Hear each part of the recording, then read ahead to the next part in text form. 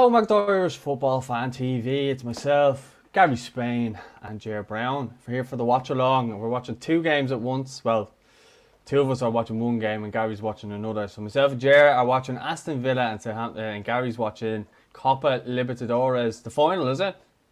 If I can, I'm struggling to get it on BBC at the moment now, so it's I might end up watching the same game as you. Okay, and obviously myself and Jer are watching Aston Villa and Southampton. What are your predictions for this one, Jer? Yeah, I'm actually looking forward to this game. The reverse victory of Villa Park was a 7-goal thriller, 4-3 in favour of Southampton. Villa got a couple of late goals, but respectively in the scoreline. But it's a big chance for one of these sides to really push on the European aspirations again. They're both level on points in the table. The winner of this can go up to 8 now and go above Arsenal after they drew with United. Southampton have been on a little bit of a dip. They had that great result at the start of the month against Liverpool, but haven't really built on that, like, apart from the cup victory against Arsenal. Aston Villa were going brilliant. Like, COVID didn't seem to affect them to break from that with that win against Newcastle last week. And then it's fair to say, by their own standards, they probably dropped 3 points they didn't expect against Burnley. They probably should have been outside that game by half time. But the old saying, if you don't take your chances, you get punished. So they lost that game. But no, these are two teams that play good football. They're easy on the eye. Should be a good game, but I think Villa can win it. I've been really impressed in this season. The improvement from them last season has been absolutely ridiculous. You have to give Dean Smith credit, because even though he kept him up last season, I kind of felt he still wasn't good enough for the standard as a manager. But how he's proven me wrong, and I think they can get another 3 points tonight. Yeah, well, I think they're not far off each other in terms of ability. Like, they do have some certain players that are really good. I'm not going to mention who for Aston Villa, but they do have some good players. And then obviously there's a few Irish players. Will Smallbone did get injured in the ACL injury. I think the last watch along we were doing, Gary, was it? He got injured, or was it Paul Tierney doing it with me? Was it you, Gary? I think, yeah, I was watching it because he was playing quite well, and then unfortunately went off injured. Yeah, he's out so for now, I think, yeah. Yeah, well, he had surgery, so he's on the mend now, so it seems as though he'll be out for the end of the season, really, 6 months, it said. So, but he went through surgery there, I think it was yesterday, put up on his Instagram story and said that he was on the mend. So it says online that he'll be out for about 6 months, but we wish him a speedy recovery. A couple of comments coming in there from Sean. Says, hi lads. Avonmore Milk says, alright lads. And Daniel Deneen says, hi. And then Ushbosh says, men, happy end of January. What a long month it's been. Hi lads, how is everything? If you just want to say hello, feel free to do so now. Yeah, hi to everyone. And yeah, January has been an awful long month, and almost over. I think tomorrow's the last day, so hopefully February will be a bit better. Yeah. Jer? Yeah, I totally agree with that statement, Gary. Have you got anything planned for February, lads? Our football team is going to be doing, basically we've got sorted out in terms of teams. So we've got 4 groups of 4, and we're all doing like a point system. We have to do a certain amount of challenges to accumulate points. Everyone has to rack up 100 points by the end of the month. And I think everybody out of the group is the first group to get the 400 wins.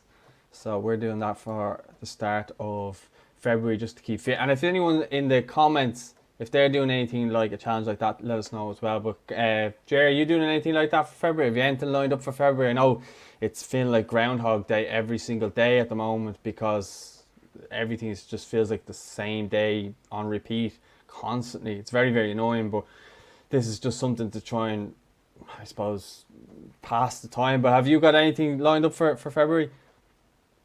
Yeah, it is hard to kind of motivate yourself when you're in that pre-season mode and you don't know when it's going to end. It could be a couple of more months. But no, kind of just similar to yourselves, as myself and Gary were touching on our last watch long Wednesday evening about our reminiscing on our football days. Unfortunately, my local team, we don't have a team anymore, so it's just GA in terms of team sport to keep me fit. Similar to ourselves, we're just doing routines to keep fit. We have runs designed for us every day or every week to get them done twice a week. We do a Zoom session as well, exercise, core work that you can do in the house. Choose even just a good way to keep in touch with the lads and see stuff like that. But no, unfortunately as well, apart from that, like February, it's going to be the same. It's still going to be level 5. Only benefit is, I suppose, the evenings are getting a bit longer, so I can get out now a bit more after walk. The weather might pick up. I can get out for a couple of more cycles. That's kind of about it. And I suppose Champions League will return as well midweek in Europa League. So at least the football content now is kind of picking up, which is really good. Yeah, there's so much football, and there's going to be more games now during the week, and obviously over the weekend as well. There's more games midweek that we'll probably end up doing. Gary, have you anything lined up? I know you're doing your walks at the moment. Yeah, no, it's been very quiet. I mean, staying at home all the time and couldn't even get out for a walk today. The weather was so bad. But going out for walks and trying to watch as much football as I can on TV. And I'm really struggling. If anyone looking in can help, I was trying to watch the Copa Libertadores on the BBC iPlayer or Red Button. And I've got Sky Digital, but I don't seem to have the red button anymore. And I'm trying the BBC website, VPN and all. I'm in the UK VPN, but absolutely no joy. And I don't know if anyone is able to watch it. But looks like I might be stuck with Southampton, Aston Villa as well, unless I can figure this one out. So apologies if I'm a bit distracted. But I would actually really like to watch that, but it doesn't look like it can be done.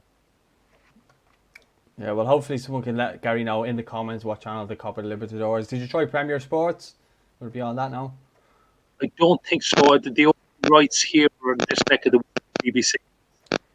They're showing on the red button, and I don't seem to have the red button on Sky.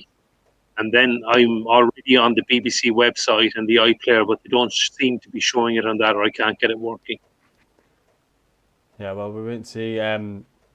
What's the story? There's 13 people online, 1 like. Smash that like button, guys. Don't forget to subscribe as well.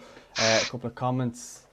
Paul, hard luck for Everton. Hoping Liverpool can beat West Ham tomorrow. Still looking good for back-to-back leagues. Hope you're all keeping well and safe. Yeah, Everton break my heart every single week. Every time they're expected to beat a team or they're the favourites in a game, they crumble. I said this earlier to you on the WhatsApp group, and yeah, it just seems to be when Carlo Ancelotti sets them up to be defensive that I'm not going to put that comment up because it's covering your face here. But you basically said what he said. So yeah, it's just whenever he plays the likes of like Godfrey at left back, because Luca Dean's been out and he still looks very unfit. He's lacking that bit of sharpness. His crossing was off today, but a couple of games he'll be back to normal. I mean, he came back seriously quick from that injury, and he's not looked the same player. But I've no doubt that in the next couple of games he'll be back in. But yeah, if Everton's set up against teams to be defensive, they tend to be good. But if they are expected to go and win the game, a bit like Ireland, they just crumble and can't seem to score the goals that's needed, even with the likes of James and that in the team. But seriously missing Alan in midfield as well.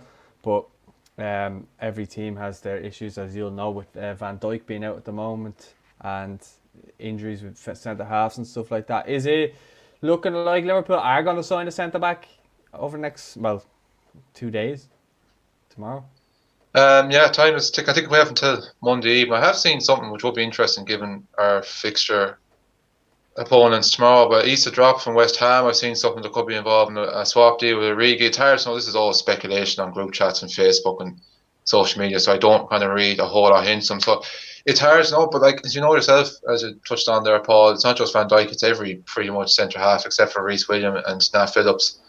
Teams know we're desperate, so they're going to put massive price tags out there. It's going to be very, very difficult. We've left it very late. We knew we had this problem at the start of the month. Because we have a lack of them, I find we're rushing Matip very quickly. I think the original return date after his injury against West Brom was meant to be for the last Thursday's match, but he ends up playing the Burnley and United Cup game. He ends up being rushed too quick. Very similar. Remember that season with Torres? It was been Benitez last season. We just kept rushing it back too quickly because Davin Goal was useless up front. So that doesn't kind of help. Unfortunately, I'm not optimistic. Unfortunately, we're going to get it sent. Yeah, seeing it's gone to VAR. I'm not optimistic. Unfortunately, I think we're going to sign a centre half. Like I think Henderson and Phillips done well the other night, but that you can't go off 45 minutes against a team that are missing their best striker. You know, that's not a good thing to weigh it up against. So. It's like I've seen Peter's comment there as well, saying like still looking good and hopeful for back-to-back titles, but I don't think you can be when you have the defensive issues. And ultimately, at the end of the day, it's only a win. It's no good unless we're back on it. So if I was a West Ham fan looking ahead to tomorrow's game, I'd still be confident that we can get something out of Liverpool. But I would say that Liverpool aren't struggling against teams, even though they're missing centre backs. I know Jordan Henderson's been great in terms of filling in the void there, but if you're kind of looking at it, you wouldn't say Liverpool struggled in any of the games. Even, I suppose, the United game, they hammered Spurs the other night as well. Yeah, Henderson, in fairness, as you touched on, I thought the other night was, in fairness, fantastic. And that was the annoying thing about Matip. The first half, like, he seemed grand and kind of sound and solid. Because we got the news beforehand that Fabinho was out. And then you see he doesn't come out for the second half. You're thinking, Jesus Christ, like, he's picking up injuries we don't even see, like.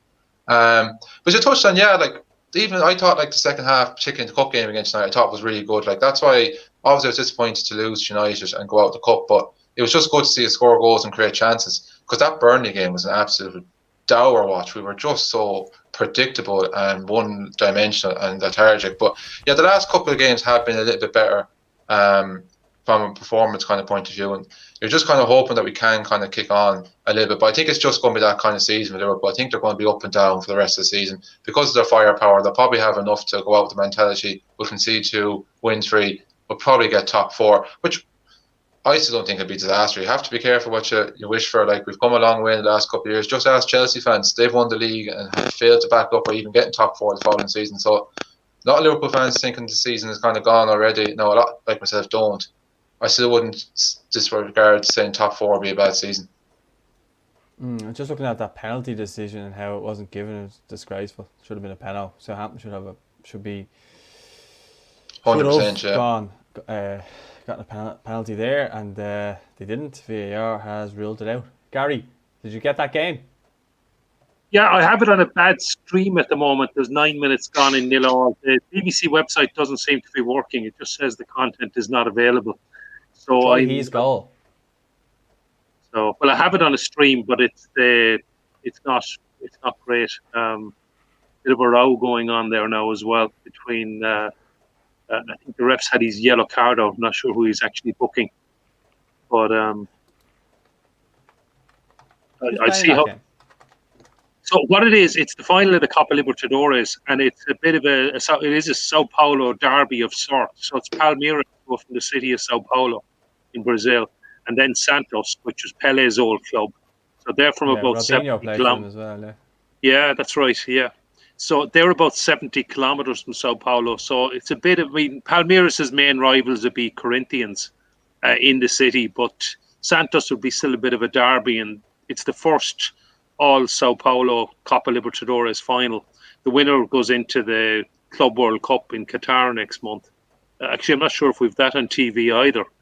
But yeah, it's Man United fans will probably remember Palmeiras because in the treble season, Man United played them in the Toyota Cup or whatever it was called at the time in Japan, and United beat them. And because that was the only time to play in the FA Cup. No, well, actually, they ended up in 2 finals. So yeah, that's the year they didn't play in the FA Cup. So they played in what was then the unofficial World Club Championship, which was in Japan, and they went and beat Palmeiras.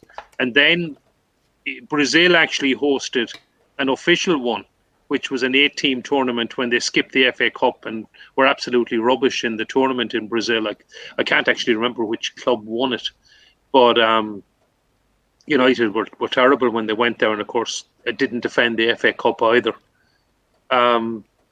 So yeah, this if I could watch this in a proper stream, I'd be really interested in watching it. Unfortunately, no fans. It's in the Maracanã in Rio, which is probably one of the most iconic stadiums in the world. I'm just looking at the yellow card offence there. I was very lucky it wasn't a red, actually, from a Santos defender. So, and again, I suppose the way Brazilian football has gone, a lot of these players, the younger players, will be hoping to get a move to Europe. And unfortunately, the most talented players in South America never stay there anymore. And they just head off to Europe. Yeah, that's been the way for a while now. They all seem to head off anyway. Yeah. But just going to go through some of the comments there. Just a couple we missed there. Avon Moore says, United well out of the title race, question. I'll come back to that. Matthew says, well lads, how are you, Matt? I don't mind January because we signed Odegaard, so I'm happy enough. You're obviously an Arsenal fan. At least he changed that weird profile picture. The weather's shocking at the moment. It's been windy since 10 o'clock last night. Yeah, it's been horrible with the rain and stuff like that. Sean, keep going, mate. Don't let the weather get you down and stuff like that. Keep going. Get yourself out for a half an hour or whatever it is, a little walk, and you'll feel better. Sean O'Donovan says Everton were brutal. God Almighty let you down every single time. Sean's a big Everton fan. So yeah, they do, unfortunately. Gary, the BBC website, it's been broadcast there. Ushbosh says, I think you've tried that already.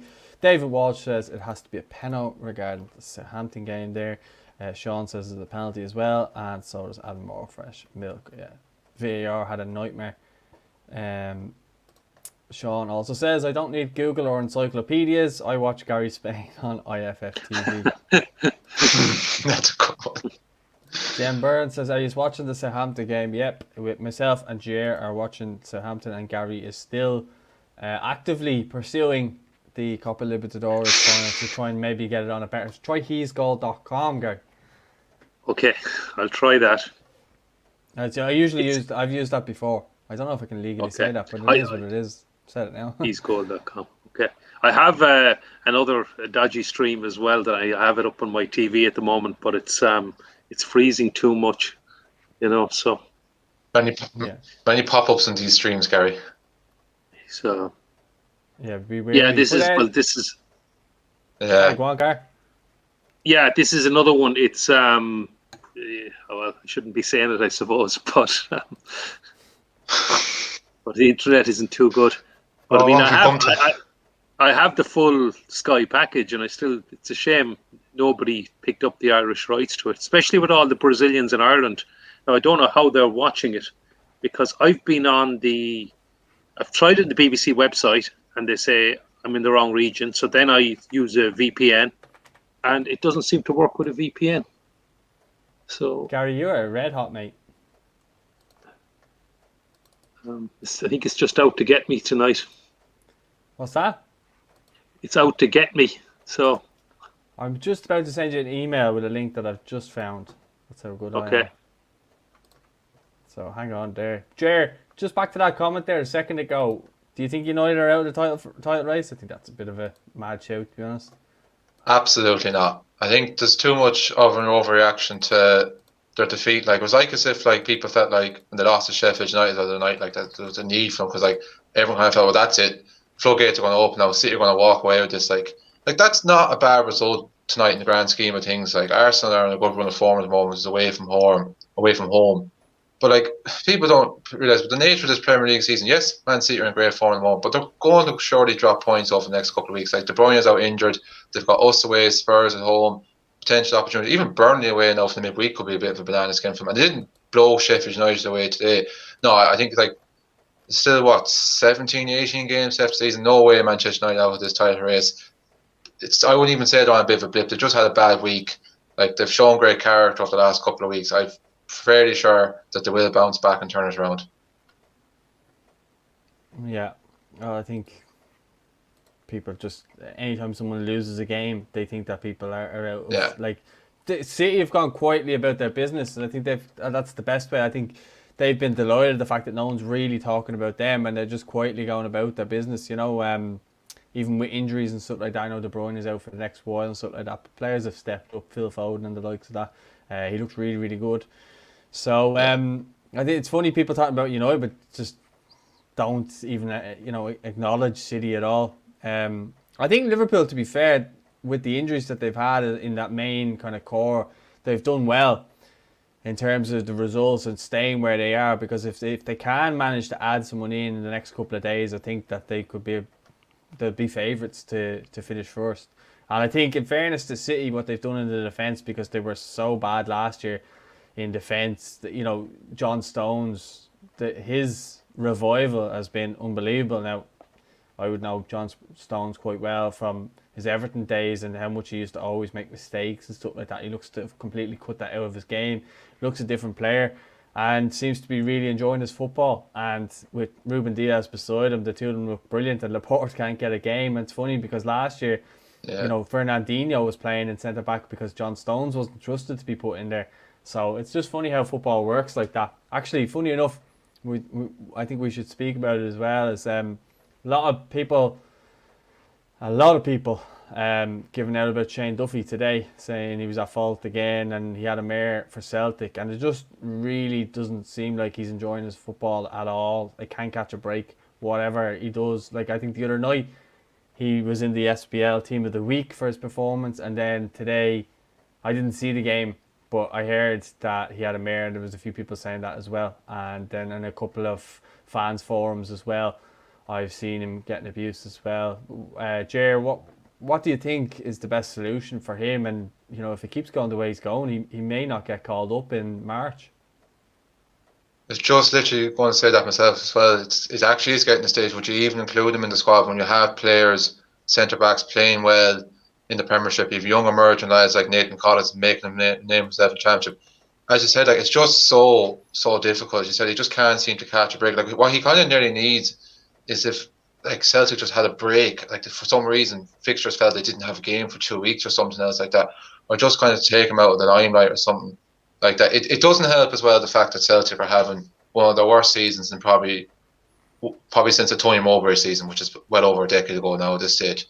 So that doesn't kind of just help as well, and that's a very, very poor result. You know, to lose to a St Mirren team, as me and Gary touched on there, even whose ambitions is probably just to avoid 11th place in Scotland. Like, so it's just hard to kind of know what to kind of do. But I just think maybe just give the lad a break, because I think he's going in every game kind of conscious, like, that he knows people are going to be his back. I know it's a one mistake, it's going to be scrutinised. He's not even going into a game kind of like clear conscious or anything else like that. So I think it's just making more so with him.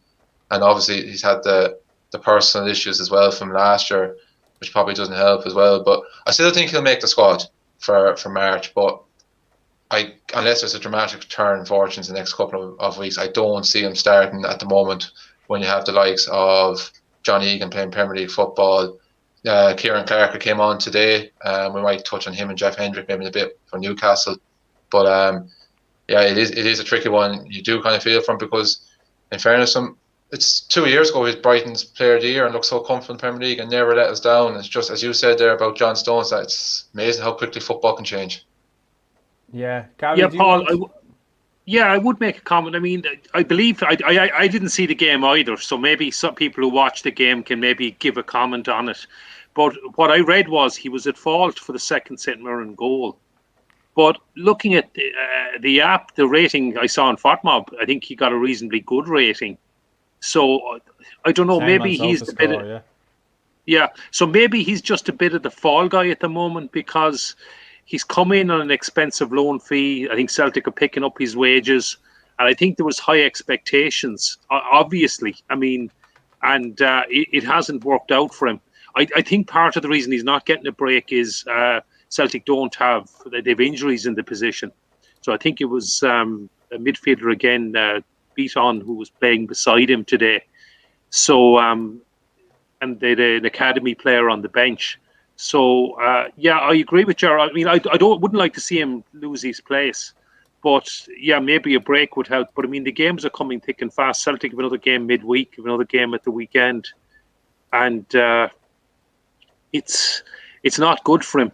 I think he'll definitely make the squad. He's just too experienced and hasn't left us down. But as Gerard said, I think his place on the pitch in Belgrade has got to be under threat, particularly, as we've said often in this show, that centre half is a strength for us, in that we have a lot of players in that position that can fill in. So I think he'll struggle to get on the pitch in Belgrade, but I think he will make the squad. I just have his numbers and stuff like that. So his statistical rating was 7.4, which isn't bad. He played 90 minutes. He had 6 clearances, 2 block shots, 1 interception, 1 tackle.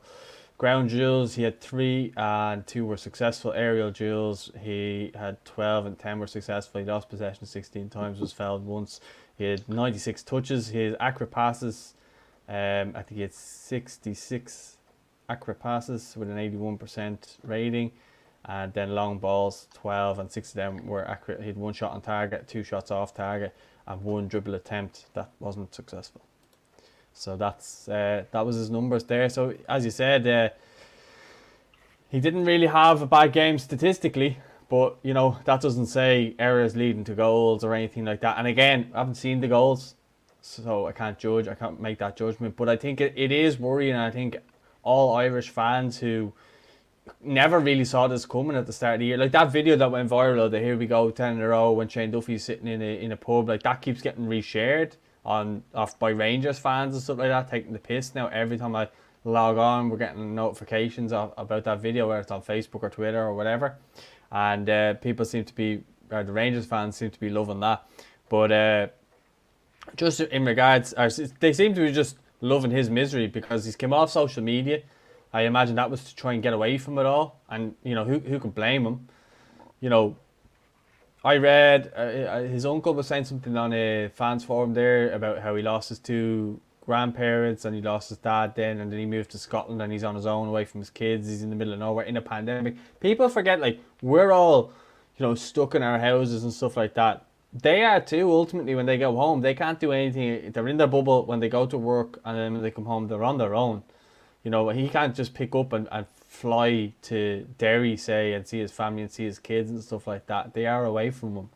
And obviously that's going to take its toll. He used to speak to his dad nearly, I think, after every game. He'd ring his dad. And so that type of stuff will weigh on you. And the biggest problem at the moment is fans can't go to ground. So a lot of fans would leave their frustration on a player in the ground. And it wouldn't really lead to social media abuse and all that type of stuff of going mad and all that type of stuff. And I think that's what's been happening, is that the Celtic fans are so annoyed about the fact that Rangers are doing well and they've basically won the league now, that they're taking their frustrations out on, say, Shane Duffy, Neil Lennon. As you said, Gary seems to be the fall guy at the moment. No matter what happens, it's always Duffy's fault. Duffy's a donkey, Duffy's this, Duffy's that. That's all you ever hear. When the stats, and he was in the SPL team of the week there during the week, after we were told that he played horrendous. So you just don't know. I haven't seen the game. I haven't seen Celtic's last couple of games. But I've seen the game, was it the 0-0 game against, I think it was Hibs? There was a game there recently where he played when they drew 0-0 with Livingston, I think, and he got abuse after that. They drew 1-1 with Hibs, and I actually watched that game in full on Sky. And I thought he had a really, really good game. He seemed to be back to form. And right at the 90th minute, now, I think he was partly at fault for the goal. I mean, the goalkeeper, Conor Hourihane, I think, was more at fault in that he should have held it, but Shane didn't clear it properly. And the Hibs striker put it in, and that cost Celtic 2 points. And again, he got the abuse after that. And I think some of it's down, as I said, to the cost of him, in that I think there was a loan fee of 2 million and he's earning 40 grand a week. You also have the fact, as you said, Paul, that it was, that video, I've seen it being shared a lot as well. Shane very publicly said he was a Celtic fan and it was his dream to play for his boyhood club. And I think one of the main reasons he went there was for the 10 in a row. And I think Celtic fans have been singing about the 10 in a row for the last 2 or 3 years. And unfortunately, it's all going wrong. And of the players who probably be most identified as being a Celtic fan or someone who went there, he's the one that's unfortunately getting the abuse. And Glasgow can be a very, very unforgiving city in football terms. I mean, it's obviously two massive clubs. There's intense rivalry, and that's even been mild in that when I say there's intense rivalry. And there's just no hiding place, and players can just get some horrific abuse that he wouldn't have been used to, for certainly playing at Brighton or anything like that. I know Brighton have a big rivalry with Crystal Palace, but it would be nothing like he'd be experiencing at the moment. And it's part of it, as you say, the fans are taking out their frustration on social media as opposed to not being at the stadium as well. But I just hope he can find his way back to form, or it doesn't look like he's going to move anywhere else now. I mean, the window closes tomorrow. There was talk a couple of weeks ago about him going to Nottingham Forest, but that's obviously not going to happen now. So, I think all we can do is just wait and see, but it's tough on Shane at the moment. Yeah, well, I think even if this season doesn't go too well for him, I think at the end of the season, I think someone like Chris Hughton, even if he still comes in for him with Forest or something like that, I think that's still not necessarily a bad move. If he was to get a good season under his belt with Forest and maybe get them up into the Premier League, that'd be a good season with him. You know, I actually wouldn't mind if he went to the Championship in terms of next season. I think it wouldn't really affect his performance. I still think he could do a job. As we said, he hasn't let Ireland down anytime he's really played for us. Okay, maybe a couple of times there's been a few minor things, but I mean, who hasn't made mistakes over that time? I mean, he's been there more often than not to save us than to let us down. Do you know what I mean? How often have we looked for Shane Duffy to score as a goal? I mean, the Denmark game comes to my head, the Georgia away game, where he's been there to score goals for us, to save us more often than not. And he's always a threat. And if you had said to me last year that Shane Duffy was going to go to Celtic and struggle and be really, really, you know, struggling for form and stuff like that, I'd have laughed at you.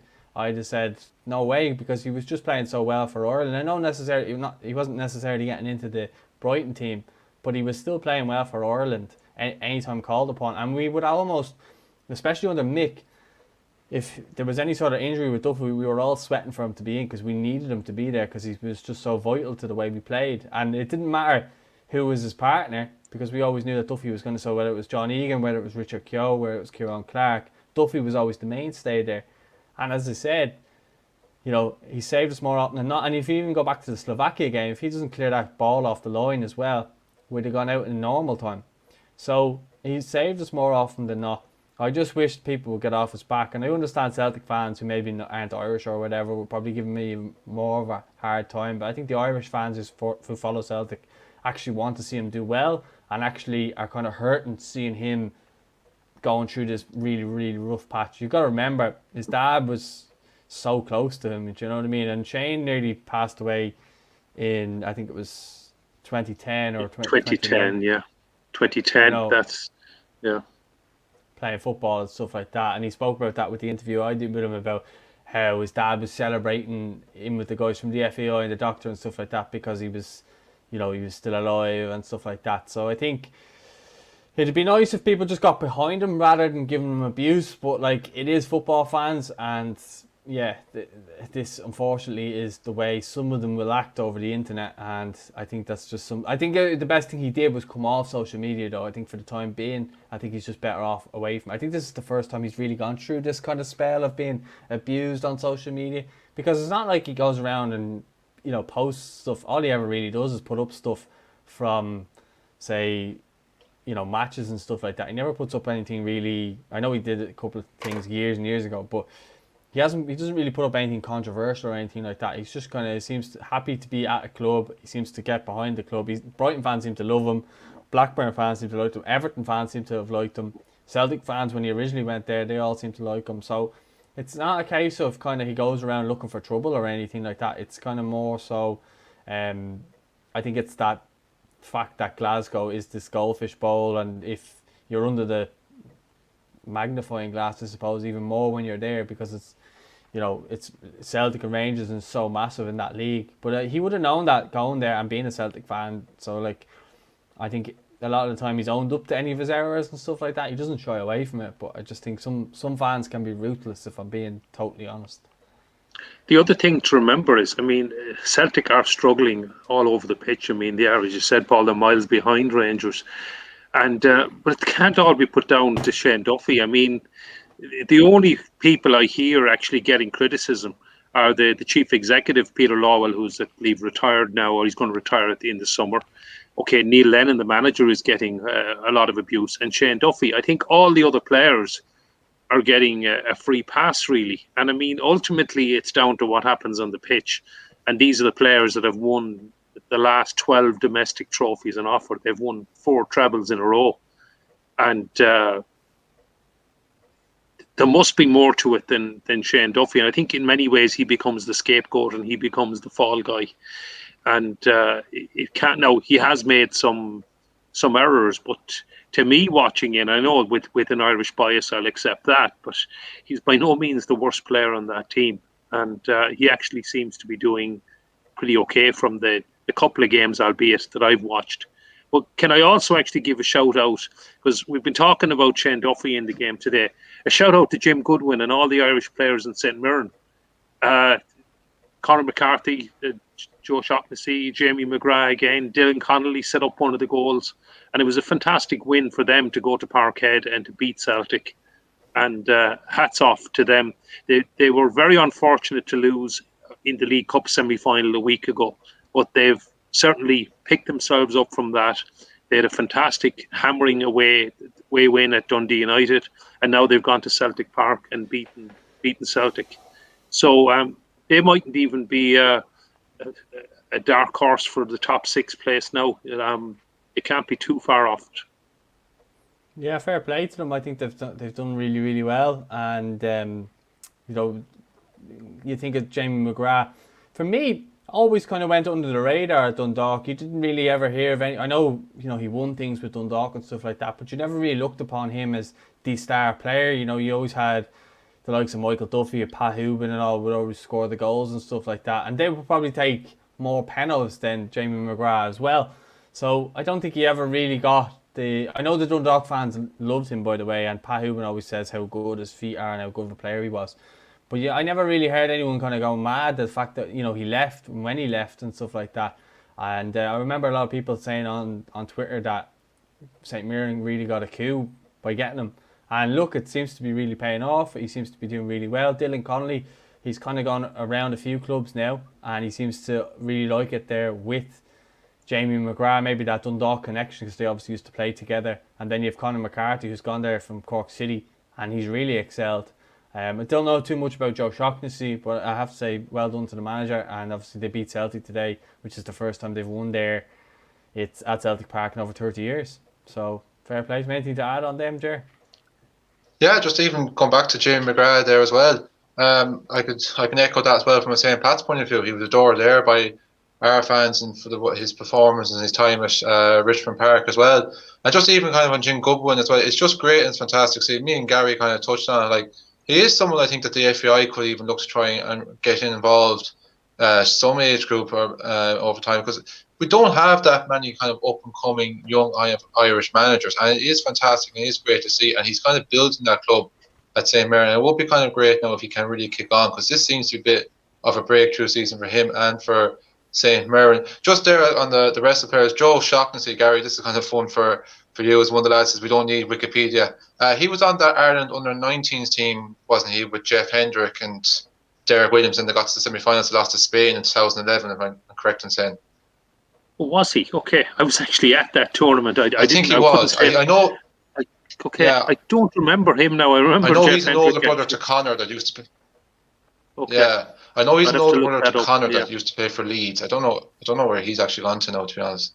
But I know he's a Galway man anyway. So he's been around Scotland for a while. He used to play for St Johnstone before this. But yeah, it's just I suppose like it says, everyone's kind of talking the negative kind of story from that game from the Irish point of view is Shane Duffy. But as you said, you have to look at there's two sides to every coin, and it's fantastic to see the Irish contingent to St Mirren flying the flag there. Just to follow up as well, I just checked on my phone. St Mirren have actually gone into the top 6 today. St Johnstone were beaten, and I think Dundee United were possibly beaten as well. Anyway, they didn't win it. St Mirren, I think, have jumped ahead of both of those now. And so they're actually in 6th place, so it wouldn't be... And they've got a couple of games in hand as well, so there'd be no surprise at all if they held on to that, because they're obviously in flying form. And they might even be in Europe next season, although that's a bit of a big ask because there's a bit of a gap. But you never know.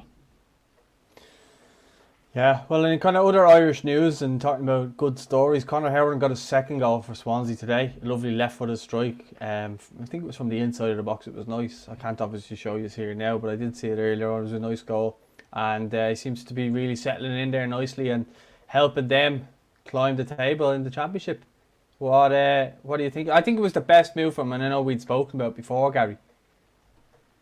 Yeah, it's a great move for him, and because he was on the bench at Villa, or sometimes not even on the bench, and now he's gone to Swansea. He's playing every week and scoring 2 goals now in a couple of games. It's great for his confidence, and suddenly from somebody who I suppose a couple of weeks ago we were talking maybe we didn't have him in our starting 11 for Belgrade, and suddenly now it's looking like he'd be impossible to leave out. In that he's in flying form, he's scoring goals, has to be loads of confidence. Swansea are doing really well at the top of the Championship, looking like they'll get back into the Premier League. And just as I speak, I think Aston Villa. I'd actually switched back, and I think Aston Villa have scored. I didn't actually get to see the goal, so. Thanks for ruining that for us. Yeah, we're a bit behind, Gary. You didn't even tell us to switched over.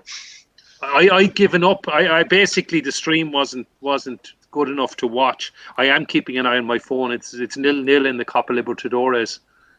But did that stream work? I sent you. No, it didn't work. I couldn't get it to work. So it just brought up a load of ads, and I couldn't get it.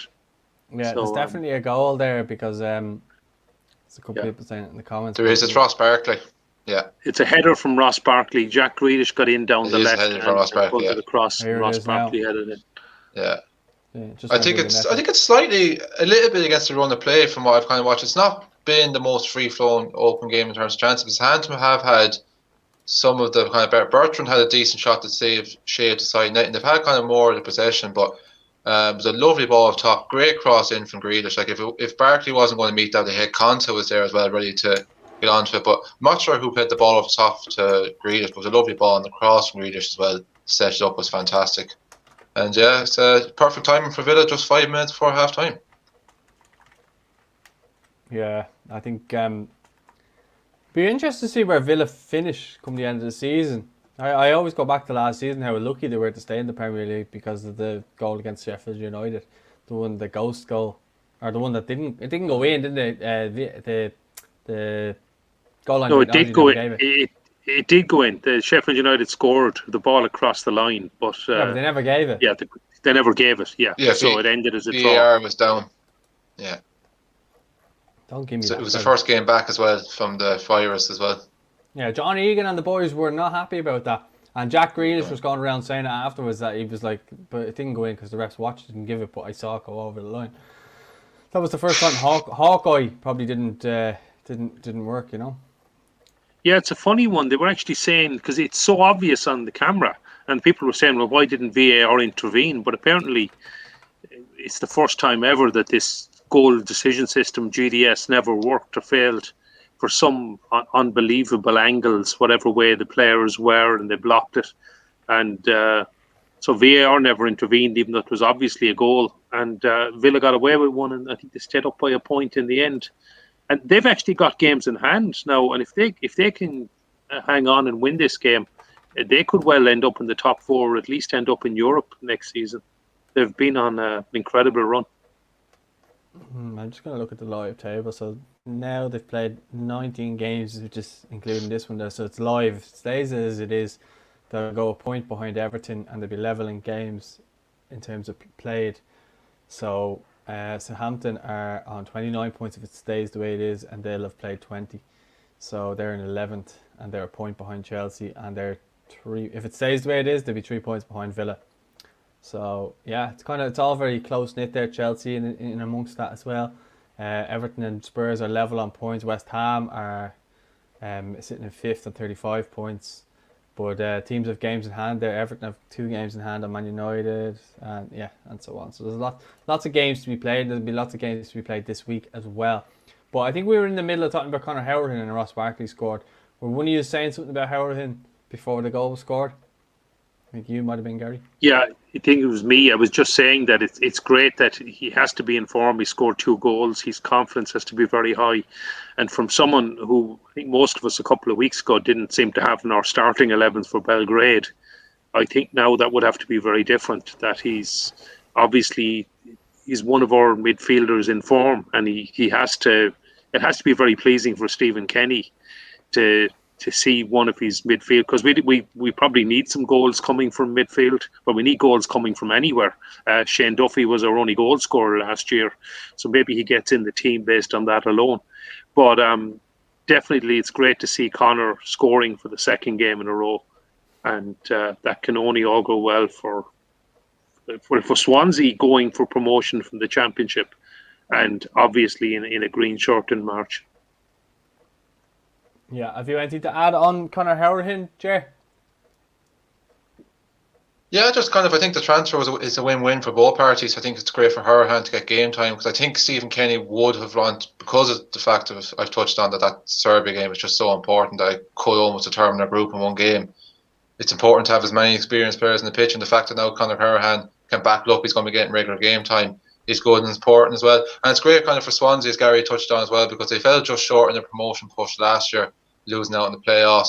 And to bring in a player like Conor Hourihane, who was there a couple of years ago with Villa and has been through that, even go back to his time with Barnsley, albeit in League One, he knows what it takes to get promoted. And kind of, as I kind of maybe touched on to you as well in the group chat for, I do kind of think it is his level. I don't mean any disrespectful towards that. Championship is a very, very good level, and he's very, very good at that level. But you could see the Premier League was kind of struggling a little bit. So it is great for him to kind of get his confidence back. And when you can go to a new club and hit the ground running straight away like it has, it can only help. Yeah, and I think, the fact, I know we got a bit lucky with the goal the other night, but sometimes you need a little bit of luck like that. I know it went straight to the keeper's hands and straight in, but it's a good way to kind of welcome yourself to the fans. The Swansea fans seem to love him. I was looking through Twitter today, everybody saying how class he was and saying how brilliant he's been. So long may that continue. I don't think any of us really, hope Conor Hourihane does bad. That's not the way it is. We want to see him do well, but he just wasn't getting a look in at Villa. And since Ross Barkley's came in, he hasn't got a look in at all. So the fact that he was able to get first team football, but a team that are competing to try and get up to the Premier League, it is a win-win. And I think it was probably the best move he could have made.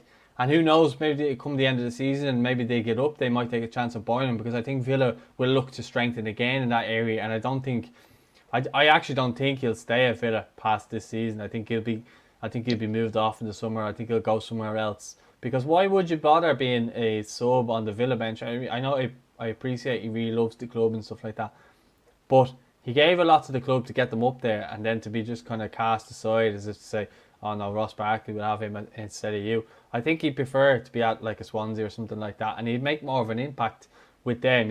I think he's better going to a club where he's the main man and where he's relied upon, whereas at Villa he's just another squad member in a way, I think. I think he's a bit unfortunate in that they got Ross Barkley on loan and he came in and he did so well. And then I can't remember the name of the other midfielder they have that they signed. Louise, yeah, and he's been playing really well for them as well. So just Conor dropped down the pecking order, because he did start. He was their a regular starter, I think, last season, or certainly got a lot of game time. But I agree, he may well stay at Swansea, particularly if Swansea get promotion. I'm sure they'd be happy to keep him. But I just want to see him playing regularly, week in, week out, and either at the top end of the Championship or the bottom half of the Premier League. I just give an update. I'm going back trying to get a pretty bad stream on the Copa Libertadores, but it's 0-0 in added time in the first half. Between Palmeiras and Santos, but unfortunately I haven't got a proper stream on it, but I'll stick with this for the moment since it's gone half time in the Southampton Villa game. Let's see how we go. Yeah, just lastly to touch on Conor Hourihane as well, just to kind of even say, like, I don't even think he kind of even owes Aston for that anything as well, like, because as you touched on, he was massive in that push the season they got promotion. And going back to last season, Paul, you touched on them being very fortunate to stay up. And Conor Hourihane was one of the main reasons. And when they got on that little bit of a mini revival in the last 4 game season, he was a driving factor in contributing a lot and then goals, particularly that wins. The 2 wins really that kept him up against Crystal Palace and Arsenal. He assisted all 3 goals. And yeah, it is strange the situation with Ross Barkley, because he actually started the season so well. From he scored in their second game against Fulham. Then Barkley comes in for the Liverpool game and they have that freak result with the win 4-2. The next game, Barkley then scores a 90-minute winner against Leicester, and after that he was just kind of completely forgotten about, and Ross Barkley ends up becoming the man. But in fairness, like, you can't say it's backfired either in Villa. Like, as we touched on, he scored again tonight. Like, from what he can produce from his time at Everton, he is a smashing player when he puts his mind to it. Ross Barkley, he's having a very good season with him. Can I just remind Jar, actually, it was 7-2 to Aston Villa. You may have switched off at 4-2, but it was 7-2. I wish I did, but I didn't actually. 7-2 was actually generous to that night. That was like a primary school kids game at lunchtime, so it was. Liverpool defence. We talk about Liverpool had no problems with injuries, centre backs that night, and they were still shambolic. Yeah, but I think with Barkley, his biggest problem is he's like a headless chicken at times, and that's why Everton fans kind of got sick of him. Again, I go back to the way Shane Duffy was treated with Celtic. Ross Barkley was kind of like that with Everton. A lot of fans got fed up with him because he just basically hadn't got a football brain. We need him to do stuff, he just always do the wrong thing and stuff like that. I think the move to Chelsea was good for him to get away from the Everton fans, and I think at Villa, I think he's found the club now where I think he could excel. But again, he could be one that's thriving now because there's no fans in the grounds. But he went to Chelsea and ultimately failed after saying that he wanted to go win these trophies and stuff like that. He was never a main player for Chelsea. And if you want to go and win those trophies, you have to be a main player to be remembered. Like, who's going to remember Ross Barkley in terms of Chelsea fans? They're not going to remember him as a legend. Do you know what I mean? But I do feel sorry for Hourihane. As you said, he did play a huge part in keeping them up last season. And he should be... I think that's why the fans of Villa are very supportive towards him. They're all, like, if you ever see Deck Pearce, the DJ for Today FM, he loves Conor Hourihane and he's always giving him props on Twitter and everything. And all Villa fans I ever see, always, especially Irish ones, really, really like Conor. So I think, as you said, it's a win-win for everybody.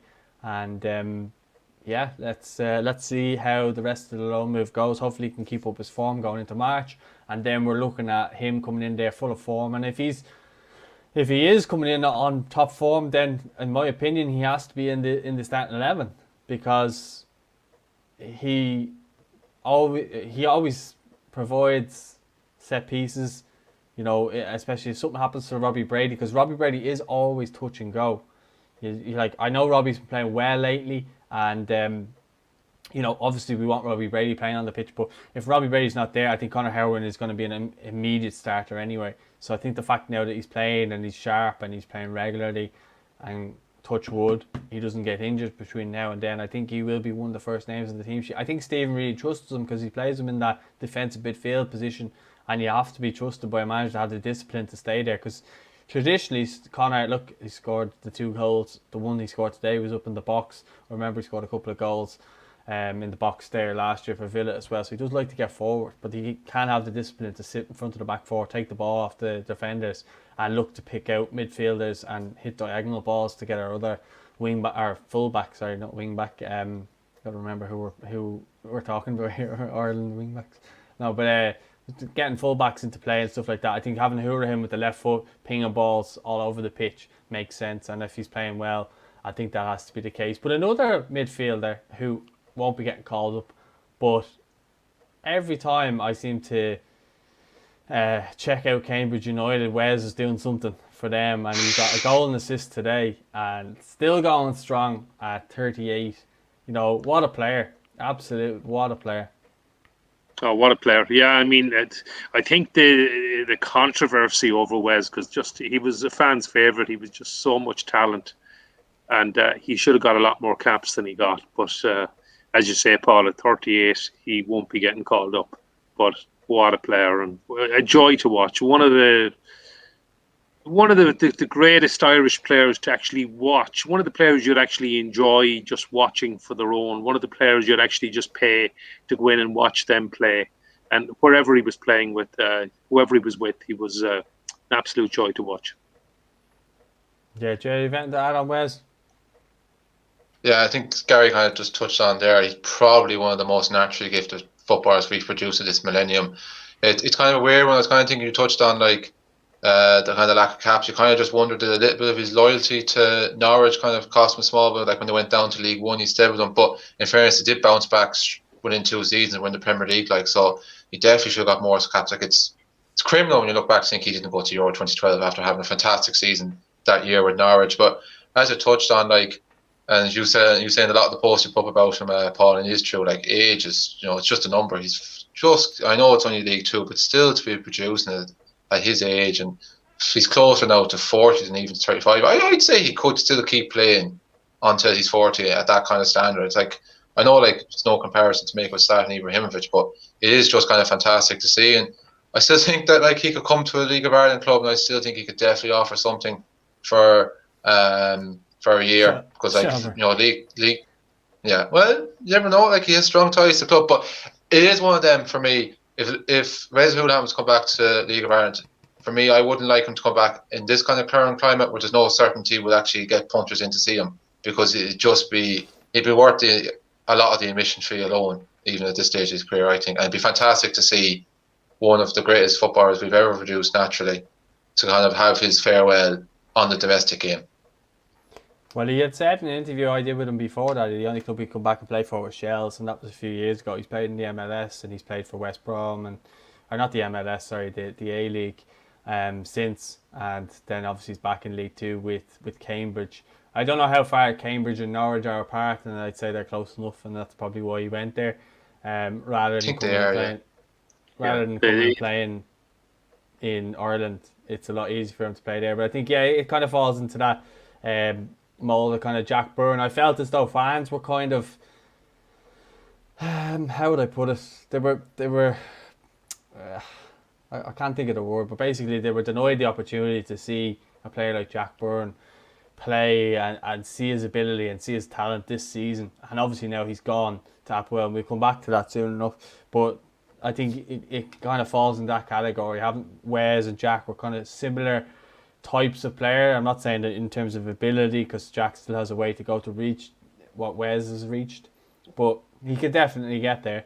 But with Jack, I think he had that flair and those attributes that Wes has, and I think a lot of fans were denied the opportunity to get the chance to watch Jack this season. I know people would have watched him on Watch LOI, but crowds were starting to rise, and a lot of that was down to seeing Jack and the fact that he was playing for Ireland and stuff like that. I do feel like it was a missed opportunity, but it was nothing anyone could do about it, because it's the pandemic. It's nothing to do with the league, it's nothing to do with Rovers, it's nothing to do with fans. It's just purely down to the pandemic, blocking that. And as you said, if it was a case next season where we could get fans in and Shells needed a little push to get them over the line, maybe in the summer, who knows? They've got the money there now. They might be able to tempt Wes there to try and get them up to promotion if they really need them.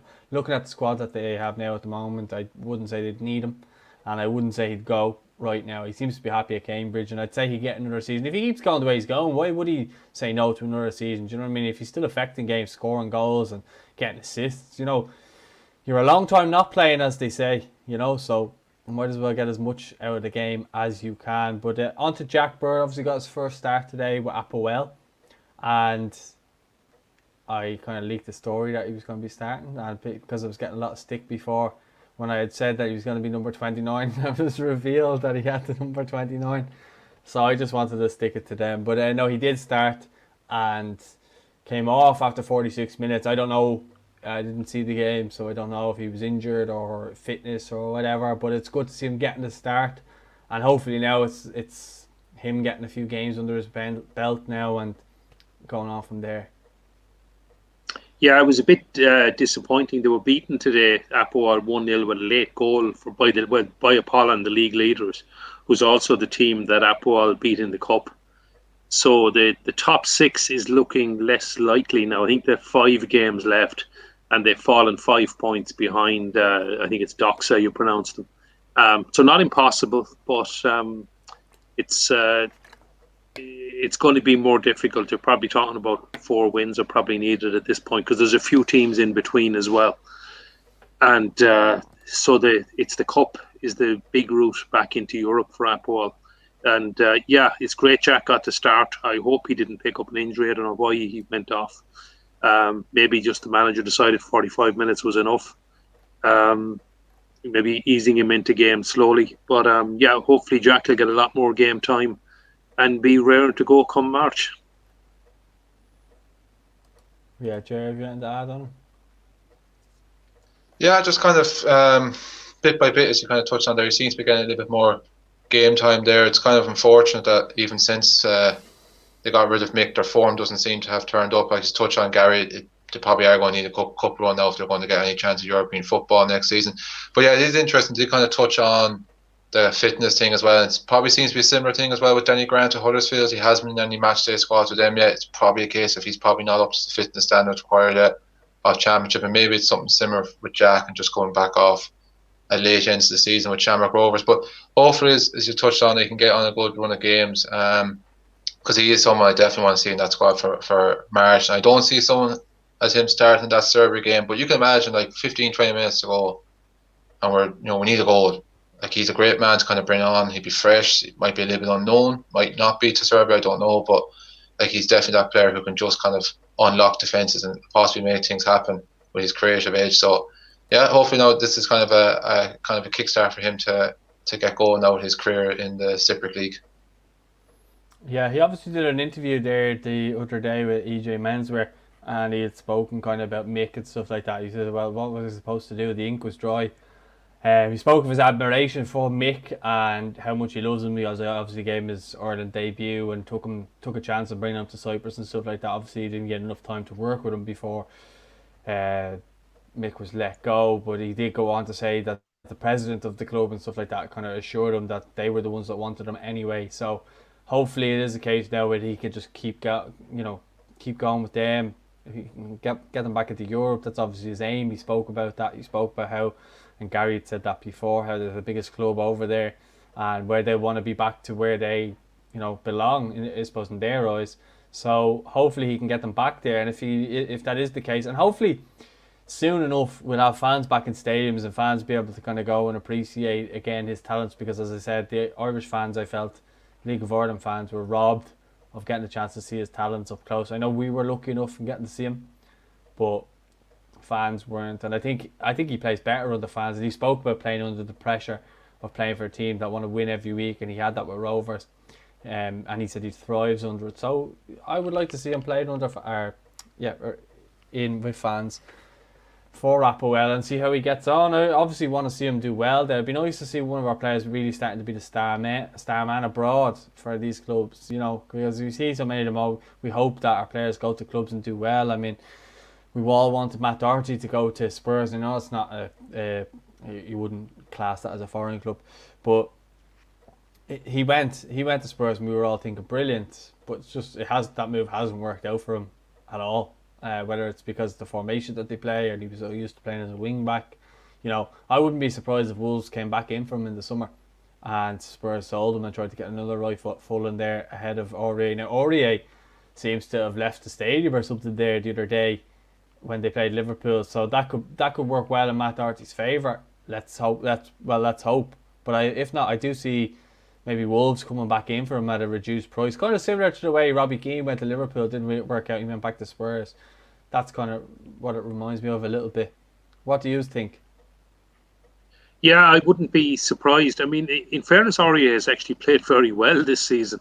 I saw the thing, he left at half time, so I don't know what happened or what was strange. I mean, Matt was playing left back, I believe, against Liverpool. So it would be... Yeah, he didn't, and probably at fault for one of the goals. But he probably, again, needs to play, and I think it is down to the system. I mean, Wolves did play with three at the back and use Matt as a wing-back, and a lot of his play was in the opposing half, and he did have a great engine to get up and down the pitch. So Jose likes to play with a back four, and the left-back he has, I keep pronouncing his name wrong with the Spanish guy, Reguilon. He's very much an attack-minded left-back as well, so I think that Jose probably considers Serge Aurier to be better defensively than Matt, and probably the safer option. But maybe Matt will get a chance now at right back, and we'll see how it goes. Because I think Reguilon is out for a couple of weeks as well. And, well, who knows what happens with Serge Aurier. Yeah, Jer? Yeah, I just kind of get the vibe. It's touched on there as well, Paul, similar to the Robbie Keane with Liverpool. And it was kind of well publicised afterwards. He wasn't a Benitez signing.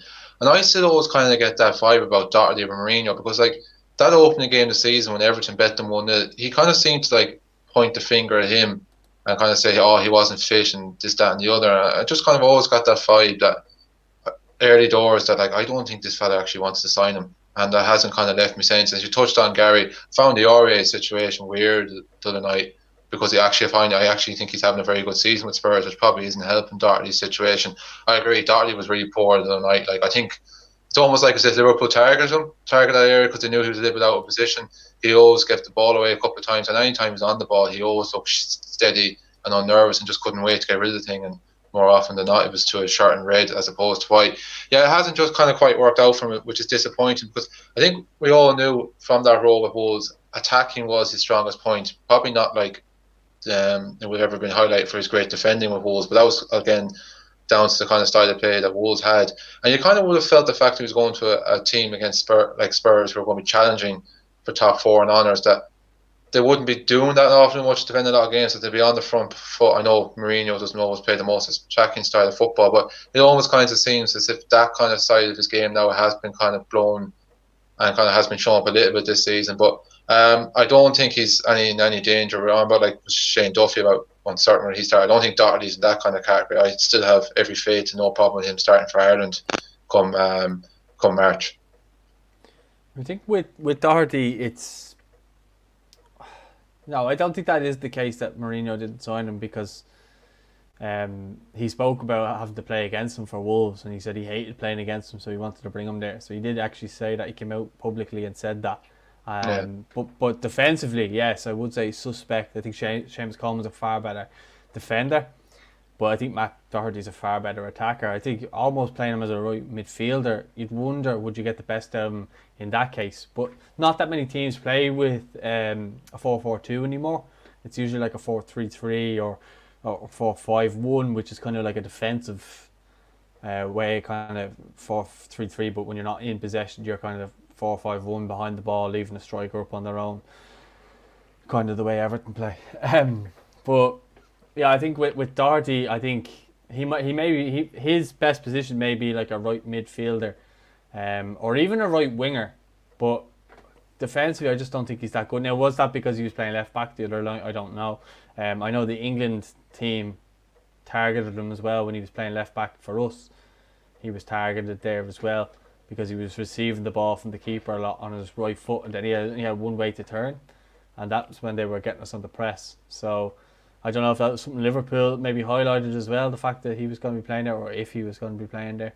So there's a couple of things there. I think naturally, obviously, his best position's right back, even though he has played left back previously with Wolves in the Championship and stuff like that. But I think maybe having him as a winger might be a better option. And I don't know. I just don't think fullback in a 4 really suits him, because defensively I just don't think he's that good.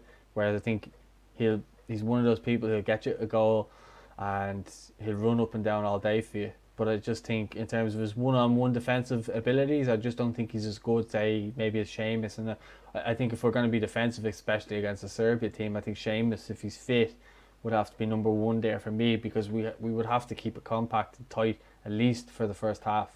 And with Matt Doherty, I feel as though, Gary, I think we spoke about this before on a previous show. If we're going to be attacking someone, say Luxembourg, that's when you would have Matt, I think, bombing on and being there. So I think that would make far more sense. But as you said, Jay, I mean, if he was to be thrown in it and starting, I wouldn't have any problem with it, because I still think he's well up to the standard. But I think he'd be better off being used in an attacking position for Ireland than more so than a defensive one, you know. Yeah, I think it's fair. Yeah, you probably touched it, Paul. Seamus probably at right back in Belgrade, and maybe Matt at home to Luxembourg. But hopefully both will be fit and available. Sorry to cut you off, Gary, but I also don't think that's necessarily a bad thing, because if you take Seamus in for one game and then maybe rest him for the Luxembourg game, but you could have him on the bench if needed, and say you wanted to bring on Seamus and push Matt forward, you could do that. But I do think a rotation thing wouldn't be so bad with those two, because I think they could both come in, do a job, and I don't think they'd be too bothered about. I don't think Matt Doherty would be upset if Seamus Coleman pipped him to the spot there, and then if the vice versa happened a couple of days later against Luxembourg.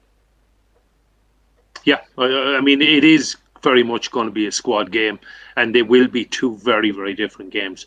I mean, let's make no bones about it. When we go to Serbia, we're going to be under the cosh. We're the ones we'd be delighted to come out of there with a point. Whereas at home to Luxembourg, we have to really get at them. It's an absolute must-win, and we need to be creating chances. And Matt is certainly the one to be bombing down the right-hand side, and hopefully putting in plenty of crosses, and maybe getting at the end of a cross himself, like he did against Denmark. Yeah. Jay, were you saying something there? I know you and Gary kind of crossed wires there before. No, I think it's pretty much just kind of continue on the point that we're making there on that map. But actually, no, kind of a good. While I have the chance here, something I actually meant to get way back to an earlier point, but just the way the conversation said. So I just go back from the Everton game from this afternoon. I didn't actually kind of see the game now, but just also from obviously you kind of touched on our WhatsApp group. Seamus didn't have his best of days today, nor to kind of seem any of the Everton players. But on the opposition side from the Irish contingent, seeing Jeff Hendrick started, Kieran Clark came on. How was their performances today? You wouldn't have known Jeff was playing. The one thing I will say in Jeff's defence is he does do a lot of the unseen work. Now I know he hasn't been in the best of form this season, but he does do a lot of work, and you have to admit he's still getting picked. So Steve Bruce is still seeing something there. But yeah, I would like to see him be more prominent and see more of him. I didn't see the game today, but Kieran Clark is someone who's had an excellent season. Just a bit unfortunate with injury. It's good to see him come back again, and I'd say he'll be back starting again for Newcastle because he's been playing so well when he does.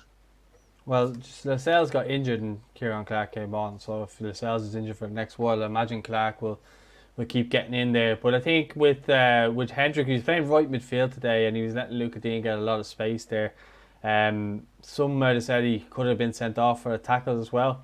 Went to VAR in the end and they never gave it. But look, he's a grafter and stuff like that. But I just think it's a far cry from the player that we all thought he was going to go on to be like. You know, a lot of people went on about how skillful and stuff like that. He was maybe that's from playing with Burnley and maybe that was taken out of his game. But like, we had so much high hopes for Jeff Hendrick. I really like him. He seems like a great lad, and I just want to see him doing well. But like, he's been pushed out to the right like he was for Burnley. Today he was pushed out right midfield. He's just not his best position. He's just put there, and I appreciate he does a job, and yeah, he's good for shape and stuff like that. But like from an Irish biased point of view, I want to see him be the star man at Newcastle. I want him to be the John Joe Shelby and be able to get on the ball and make things happen. But it's just not been the case. And I don't know. I just look at him sometimes and I just wonder, was Newcastle a sidestep rather than a move forward? I know he's linked with AC Milan. I don't know how true those links were, but I actually would have preferred him going there and doing well there. And maybe that kind of tempo of football might have suited him better. But I just think he's in and out of the Newcastle team. He's not really the star man. He's not really, you know, I've been on his Instagram and stuff like that. I see the Newcastle fans writing horrible stuff about him as well. So, you know, he's not gone there and done amazing. Now, look, do I want him to do well? Absolutely. I want all our Irish players doing well. I want to see him scoring goals. I want to see him scoring, making assists, as long as it's not against Everton, of course. But, you know, and he does love a goal against Everton as well. A lot of time when he's playing for Burnley, he scored a lot of goals against Everton over the years. But he just, I just kind of see him coming in and out of games, and I haven't seen a whole lot of him. I've watched Newcastle a lot, especially with the watch-alongs, and some games he's not started and stuff like that and not played. And I'm looking at the Newcastle team and I'm wondering, you know, these players that are in the team, are they any better than him? And why are they starting ahead of him? So, yeah, I don't know. Maybe he needs another year to settle in there. I don't know, but as far as I'm concerned, it just looks like he's doing a similar job like he was at Burnley, where he's kind of like a squad player, rotation, is used sometimes as a midfielder or a right midfielder when they're stuck. It frustrates me because I like Jeff. I feel like there's someone in there, but he just, you know, someone says it here, he plays too much in his comfort zone. I think he's right.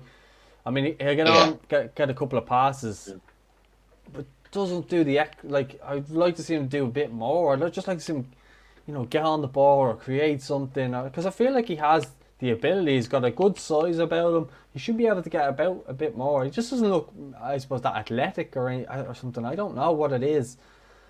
I find it hard to put my finger on it exactly. But I think there is a player there that hasn't shown his potential.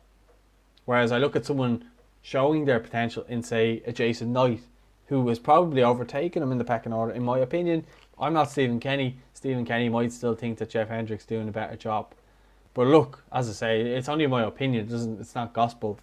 You may disagree with me and you might disagree with me. And I'm sure people might agree with me or disagree with me in the comments.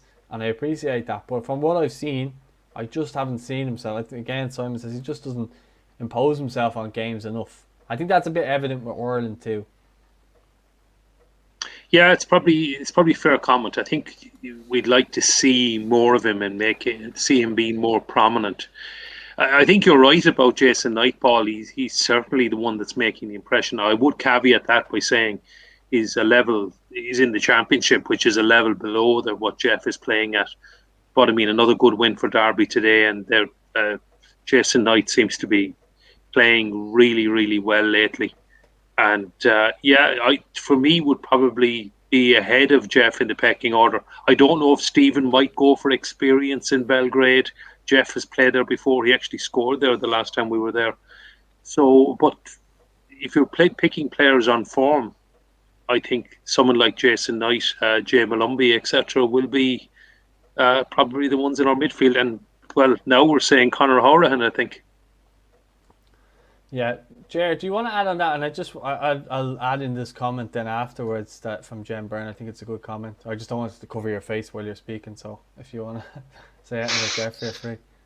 No, I think that Simon Campbell comment actually just kind of sums it up. And for me, for Ireland, for the last couple of years since the Euros, for me, I do kind of find that games just seem to kind of bypass him. He doesn't seem to kind of want to kind of get involved. And as you said, like, from the player that he was in Euro 2016, you're expecting him to drive on and grab games by the scruff of the neck, and he doesn't do that anymore. He's at that stage in his career now where he's 28. He should be a senior player. He should be the player that should be like grabbing the game and dictating it and turning it in our favour.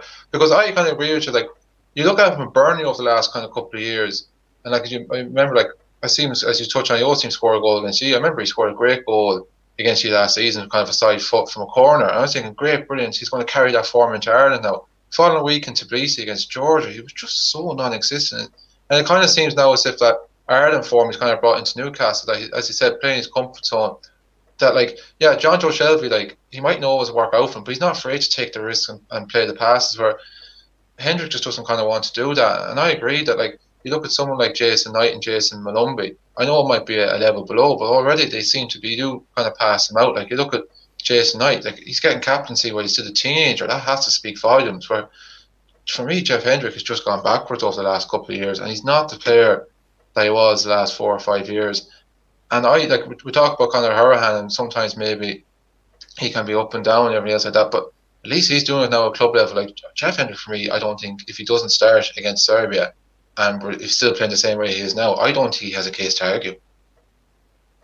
Just on that comment there by Jen Byrne, he says he has all the attributes of a good player. He's physical, he has a great touch, he's a decent passer, he has a decent shot. It's just a mystery as to why he doesn't deliver. I think that's the nail on the head there.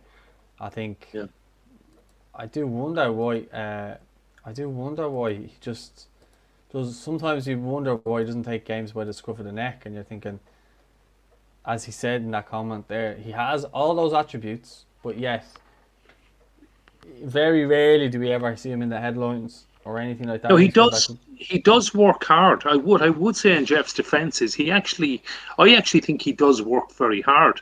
But I think that comment is actually Jem's comment is spot on, because you think there's probably a better player there. And I mean, now that's not to say he's a bad player, because he's playing in the Premier League. He is still getting quite a lot of game time with Newcastle. And you don't get to play regularly in the Premier League if you're a bad player, but it just can be a bit frustrating. And I go back maybe to 2016 and to the Euros, and I thought, right, Jeff is really going to be a star now. He's going to really kick on from here. And he probably hasn't, which is the frustrating, from an Irish point of view, it's really frustrating and disappointing. And even if you go on and say he moved from Burnley to Newcastle, it's definitely a move to a bigger club. And I mean, I know they're pretty similar in the league table at the moment, but Newcastle are a much bigger club. And I thought, yeah, Jeff's going to really shine here. He's got a chance to really make an impression. And okay, he's not doing badly, I think, and he does get through some amount of work in a game, but he's not really standing out. He's not, as Jem said, taking games by the scruff of the neck and being the star that potentially he could be.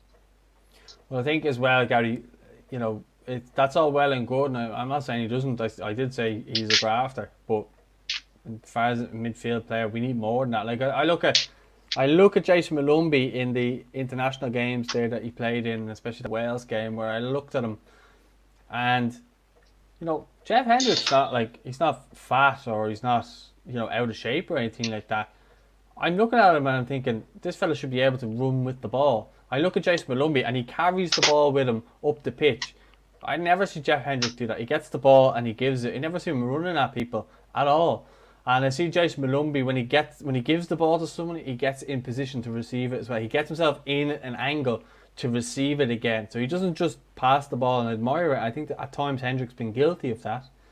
Whereas I think when Jason Malumbi passes it to a player, he gets then into another angle where he can receive the ball again, or he'll run with the ball and create the space that way. And I would like to see Hendrick do more of that. And I've just seen a youngster coming into the team and doing that. I think he's basically saying this is what you should be doing. But anyway, yeah, it's a fair point. I think if you look at the likes of Jason Malumbi and even Jason Knight playing a bit further forward, but both of them appear in an Irish shirt to have a lot more energy, just to be, as you say, Paul, they run with the ball, but there's more activity, they're more involved, you see everything they're doing, and the stuff Jeff does is not as obvious. I suppose that's probably the best way to put it. Would you say that with David Walsh there saying he thinks that about James McCarthy? And I actually disagree. I think James McCarthy, and over the years, especially watching him with Ireland and Everton, look, his job is to break up play and just give it off. That's been his job at Everton. That's what he was brilliant at with Everton under Martinez when he helped Everton get into Europe that year when they were chasing the top four. Himself and Gareth Barry were brilliant together in terms of those two defensive midfielders, and James McCarthy used to be all over the pitch. I think the leg breaks absolutely ruined his career because he seems to always get in for a couple of games, do well, and then it's a case of, oh, James McCarthy's injured again, and everybody's kind of left going. But I think you spoke there, Gary, about players not being appreciated. I think James McCarthy's never been appreciated by Ireland fans. I think he's come in, if you look at the big wins over the years, he's been in the midfield, Yeah, he's another player who had a very good Euros as well. And as you say, he does play further back than Jeff or either of the Jasons. Like Glenn Whelan gets no credit as well. Yeah. I mean, I don't think we give the credit maybe to the holding midfielder role, and there is a lot of dirty work to be done. There's a lot of unseen work. But James has been really, really unfortunate with injuries. And I just wonder as well, are things starting to catch up with him in that he's had a couple of leg breaks, but he started playing men's football at 16. Now, I know I've made the point, and you can call me a hypocrite in this, that I wanted to see our younger players go out on loan, get some time, develop and play in men's football. But I think more at 18, 19, 20, 21. James McCarthy was playing the Scottish Premier League at 16. And he was excelling, because I remember there was a bit of a tug of war. Now, I know James had made a promise and he was always going to play for us, but there was a bit of a tug of war and the Scots were very unhappy with that. But even when he was starring with Hamilton, he was starring at a very young age before he moved south to England. So I just wonder all those years, and is some of that catching up with him as well. But he's someone I would probably have in the team if fit and available in Belgrade. I just think it's the injuries, Gary. I think, you love Sam Allardyce, and I think Sam Allardyce really loved him before he got the leg break. He was starting to get a run of games in there, and I think himself and Idrissa Gueye, I think with the two of them side by side, I think Everton would have a good midfield with them. And I thought James McCarthy was starting to become the best midfielder out of all of them, and then he broke the leg, and then it was just kind of in, out. Marco Silva wouldn't play him, and then he got sold. Last season, Everton needed to play him before Silva got the sack, and he wouldn't play him. So to see James McCarthy going on and getting game time and doing well, I'm happy for him. But I do think he might retire like David McGoldrick soon enough. I think he might retire from international football to try and prolong his club career.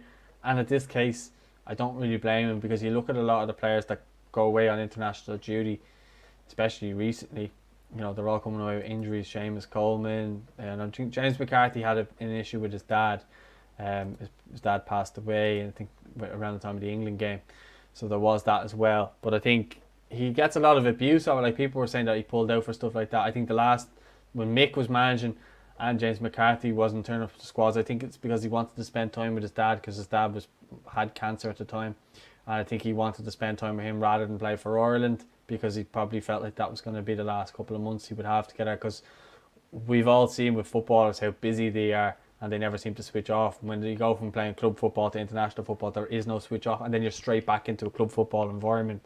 So from a human perspective, you can see probably why he didn't go in that time, but fans will take it always to another extreme unless these players come out publicly and say why they hadn't been at. Have you anything to add on James McCarthy, Jer? Yeah, I kind of agree with you. So I wouldn't kind of put him in the same category as Jeff Hendrick. I think he's very rarely kind of let us down in a green shirt. And he's kind of said, like, the large reason we just haven't seen is because he's had no luck with injury over the last couple of years, and kind of his family situations why he hasn't been maybe more involved in the year gone by. But even that Bulgaria game, the first game in Sofia, I thought he was kind of quite decent. And like you said last year, I was kind of delighted to see him. He got that move to Crystal Palace. He got a regular run, and I thought he had a very good season last year in the Premier League. Like, Roy Hodgson, like, put a lot of praise on him. This season just kind of hasn't quite happened for him. It's been very much up and down. I seen he started today. Palace had a good win. Now, I didn't watch the game. It was only one of the 3 o'clock games I didn't watch. And so I don't know how he went. I'll obviously watch matches today and see if there's anything there. If he gets singled out in analysis, obviously it might be good, bad, or indifferent. But yeah, I kind of the same as well. I think he's getting to that stage in his career. He's into his 30s now. With his injury troubles, like, he's definitely, ability-wise, he's definitely still good enough to play in the Premier League. As you touch on, like, it's just an added strain and stress to play international football, and you just kind of wonder, probably will kind of maybe end up giving up, because it does look like Crystal Palace they're going to stay up, and if they want to keep hold of him, then, like, I think maybe his international career might have to kind of sacrifice. Just also kind of as well from Irish performances point of view today, it wasn't really a good day for the West Brom contingent. Darragh O'Shea got taken off halfway through the first half.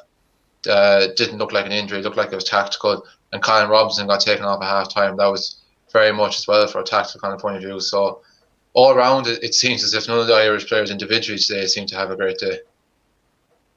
Well, I don't like Allardyce, and I think I've made that known. I know Gary loves him for his time at Limerick, but I don't like Allardyce, and I've seen him do stuff like this with Everton. And look, what score was that game today? 2-2. 2-2, yeah. Yeah, it finished 2-2. Yeah. So he got his point. You have to give him credit for that. But I think it's the only time he hasn't really given Darragh a chance. I think Darragh, anytime he's gone in there, and you got to remember Darragh is young, so I didn't watch that game myself. So he might have made a mistake or something. I watched the City and Sheffield United game, so he might have made a mistake or something like that, or he might not have been doing what he was asked. Look, young players are entitled to have a bad game here now and again. 24 minutes, do I agree with that? I think he's made a show of him there, if I'm being perfectly honest. But I think Darragh, he's one of these level-headed lads. I don't think he gets too high or too low. I think he's got a good attitude and he's got a good kind of head about him. I don't think that will affect him too much. I think he'll probably be starting the next game. I think Allardyce will probably talk to him in training, kind of tell him what he's done wrong, whatever. And I do think... I thought that was a goal, sorry. I do think that he is going to be one of our better players for the next 10 years. I think he's going to be one of our best defenders for the next 10 years without a shadow of a doubt. I think we have some good centre-halves coming through there with himself and Nathan Collins and stuff like that. I actually foresee Darragh O'Shea leaving for a better club in the next 2 years. I think a better club will come in for him. I'd like to see someone like Aston Villa or something go in there for him. In the future, I think he kind of suit their style of play. Now, I don't think he's at that level right now, but I think if he keeps getting international caps and stuff like that, I think a club will come in for him. I don't think if West Brom go down that he'll stay there too long, but if he does, I think he'll go there, have a good season and bring them back up. But as I said, I think within 2 years, I foresee him going to a bigger, better club and a more kind of consistent club in the Premier League or maybe abroad. I wouldn't mind seeing him going abroad. Wouldn't be against that. Yeah, I actually didn't see the game. No, I actually was under the impression that I thought I'd read somewhere, probably on Twitter, that he'd gone off with a groin injury. I mean, 24 minutes does seem very, very early to make a tactical substitution. Hopefully it's not an injury, and because Darragh has become one of our star players, frankly. And it does look like West Brom are going to go down. I think today was a disastrous result for both teams. I think it's a great day for Brighton and Burnley and even Newcastle, because I think Sam probably needed the win. They came from a goal down to go 2-1 up, and had they held on for the win, you maybe fancy them to go on a run. But conceding the equaliser point probably doesn't help Fulham that much either. They're both kind of stuck in the bottom three, quite a few points adrift now, and Brighton, I suppose, are now the target with Newcastle's win. So, yeah, I mean, I think they will probably go down now, and Sam will get relegated for the first time. Dara, it may suit Dara to stay in the Championship for certainly a few months, maybe once he's playing regularly. He wouldn't be your kind of Big Sam style centre half, who would be very much an old fashioned centre half defender, and it wouldn't be passing the ball out from the back. I think he can do both, though, Gary. Oh, Dara can, yeah. Sorry, Big Sam. What I mean is Big Sam can't or never could. Okay. Yeah. Oh no, Dara is very much a more modern style defender, and he's well capable of playing the ball out from the back. So that's what I'm saying. He's maybe not your typical player in the Big Sam side, who would be maybe looking for a more traditional centre half. But I hope Dara is fit anyway and is back playing soon. As I said, I didn't see the game, so I hope it's not a groin injury. But 24 minutes sounds very early for a tactical substitution. The other big shout out from an Irish perspective is that Adam Ida is back, and he came off the bench today, which was great to see that he's fully recovered from his injury. Yeah, it's only a couple of minutes though. But Jared, did you want to say your piece on Dara? Yeah, just from the point of view from a groin injury, didn't seem to be any kind of particular pain going off, and there was no kind of acknowledgement that it was an injury from the BBC commentary. And the through I would have kind of taken it was tactical. Fulham were absolutely all over West Brom at the time. They should have actually been probably another goal or two in front to hit the post as well. So maybe, as you kind of said, Paul, maybe he just kind of felt that Dara was the weak link. Even Jesus, took me a while to get there into the defence to make a change. Like, but kind of going back to kind of Gary's points, like I think the fact that he's still kind of he's very young. I even think if West Brom do get relegated, which I think they will, I think that was a shocking result for both themselves and Fulham, that they both needed to win that game today. I still think a full season championship wouldn't be the end of the world, because like he still only had half a season there last year. He's still very young, as you touched on, Paul. Like, he is going to be a key player for us going forward. So I do see him racking up a lot more international caps inside the next couple of months. And like I said, like if you're an international player playing and regularly international in the championship, like clubs will come knocking for you. So I do think even a season in the championship wouldn't be a disaster if the inevitable does happen West Brom this season. I'm just reading here, BBC Sports, the Sam Allardyce goes early with a tactical change. Defender Darragh O'Shea is replaced by attacker Carlin Grant, because Fulham were 1-0 up after 25 minutes. So it seems like it was just he wanted to get a goal back more so than take him off for an error. I see a couple of people were blaming him for a goal, or Fulham's goal. I don't know how true that is. The first one, yeah. He was the one who was on the pitch for, yeah. So I don't know, maybe that kind of came into it. Look, I don't think he will get too down about it. As I said, I think they'll figure it out on the training ground, and they'll go from there. I don't think it's anything to be too worried about. Just kind of leaving it on the under-21s and stuff like that. I see someone spoke about the draw up above there. To see what I don't get about these draws is people are like, oh, it's a great result. How do you know? You don't know what players are coming through at these. Sweden could have a crap team coming through, or Italy probably won't. But like, when people go, oh, what do you think of the draw? Like, how are you supposed to? It just doesn't make any sense. Like, we don't even know who our 21s are at the moment, because they're all kind of mixed in with the seniors and stuff like that. We don't know who's going to be playing at 21. So for us to even say, oh, what do you think? Do you see where I'm coming from? Like, I just don't get how people use this. It's a great draw, or it's a poor draw. I'm like, how do you know? You don't know till the ball is kicked. The only thing is that, like, you go there, Gary. Sorry, Ger. Yeah, we did get a sneak preview of the Italy team because of their COVID situation. They're actually under 20 side is the one we played in October. So that will more or less be their 21s. and unfortunately they beat us. And so that'll probably be their under 21 side for this campaign. You're missing players though, as well. We were missing players, but I mean, they'll be a year on in their development as well, and they did beat us well, so it will be difficult. Sweden, as you say, Paul, it's hard to know. I mean, Luxembourg actually played quite a lot of their younger players when we beat them in the last match as well, but we made quite a few changes as well. So, yeah, I suppose you can look at maybe the traditional countries and see who you'd normally expect. Italy to always have a very strong team. They've won this tournament, I think, about 4 or 5 times. So they will always be very strong. They'll always be hot favourites to win the group. Sweden, it depends whether there's a good crop of young players coming through. I haven't really looked to see what their 17s, 19s have been like at this level. I don't remember them really standing out. Then you go down to the likes of Bosnia and Montenegro. Typically, not normally that strong at this level. They don't have enough of players to come through, but maybe there's a good crop coming. And Luxembourg, where we played them as well in the last campaign, we should be able to take care of them anyway. So it's probably a bit of I don't know, how do you react to the draw? It's we'll see what happens. A lot will depend on how good Sweden are, because it'll probably be between Sweden and ourselves for second place. And I think it goes back to a playoff now, because there's plenty of time to decide the finalists for 2023.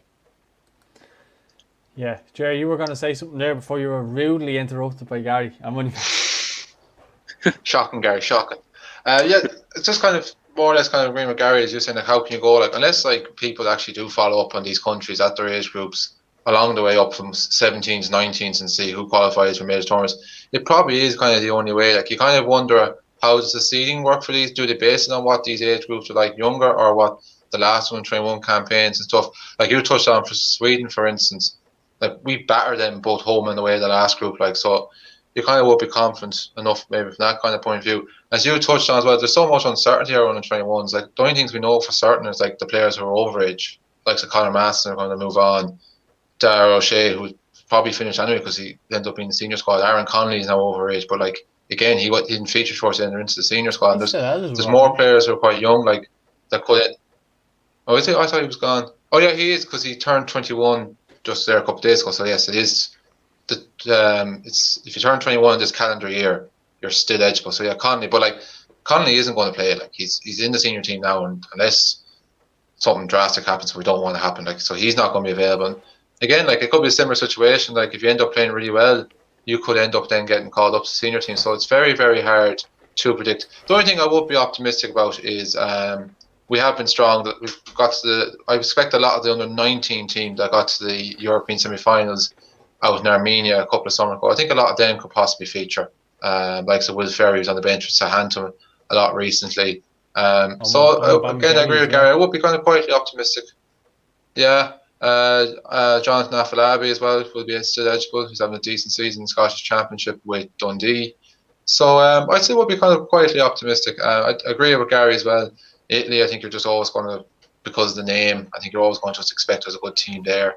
As we've seen, I know we were missing players, but that was a good under 20 team. So a lot of them now are going to step up. Like, so, no, hopefully this time that we can see it out, because I suppose if things had worked out a bit more differently and the senior team wasn't so badly hit, we would have had a little bit more players available for that Iceland game, and we could be looking forward to something in March. But look, we're not.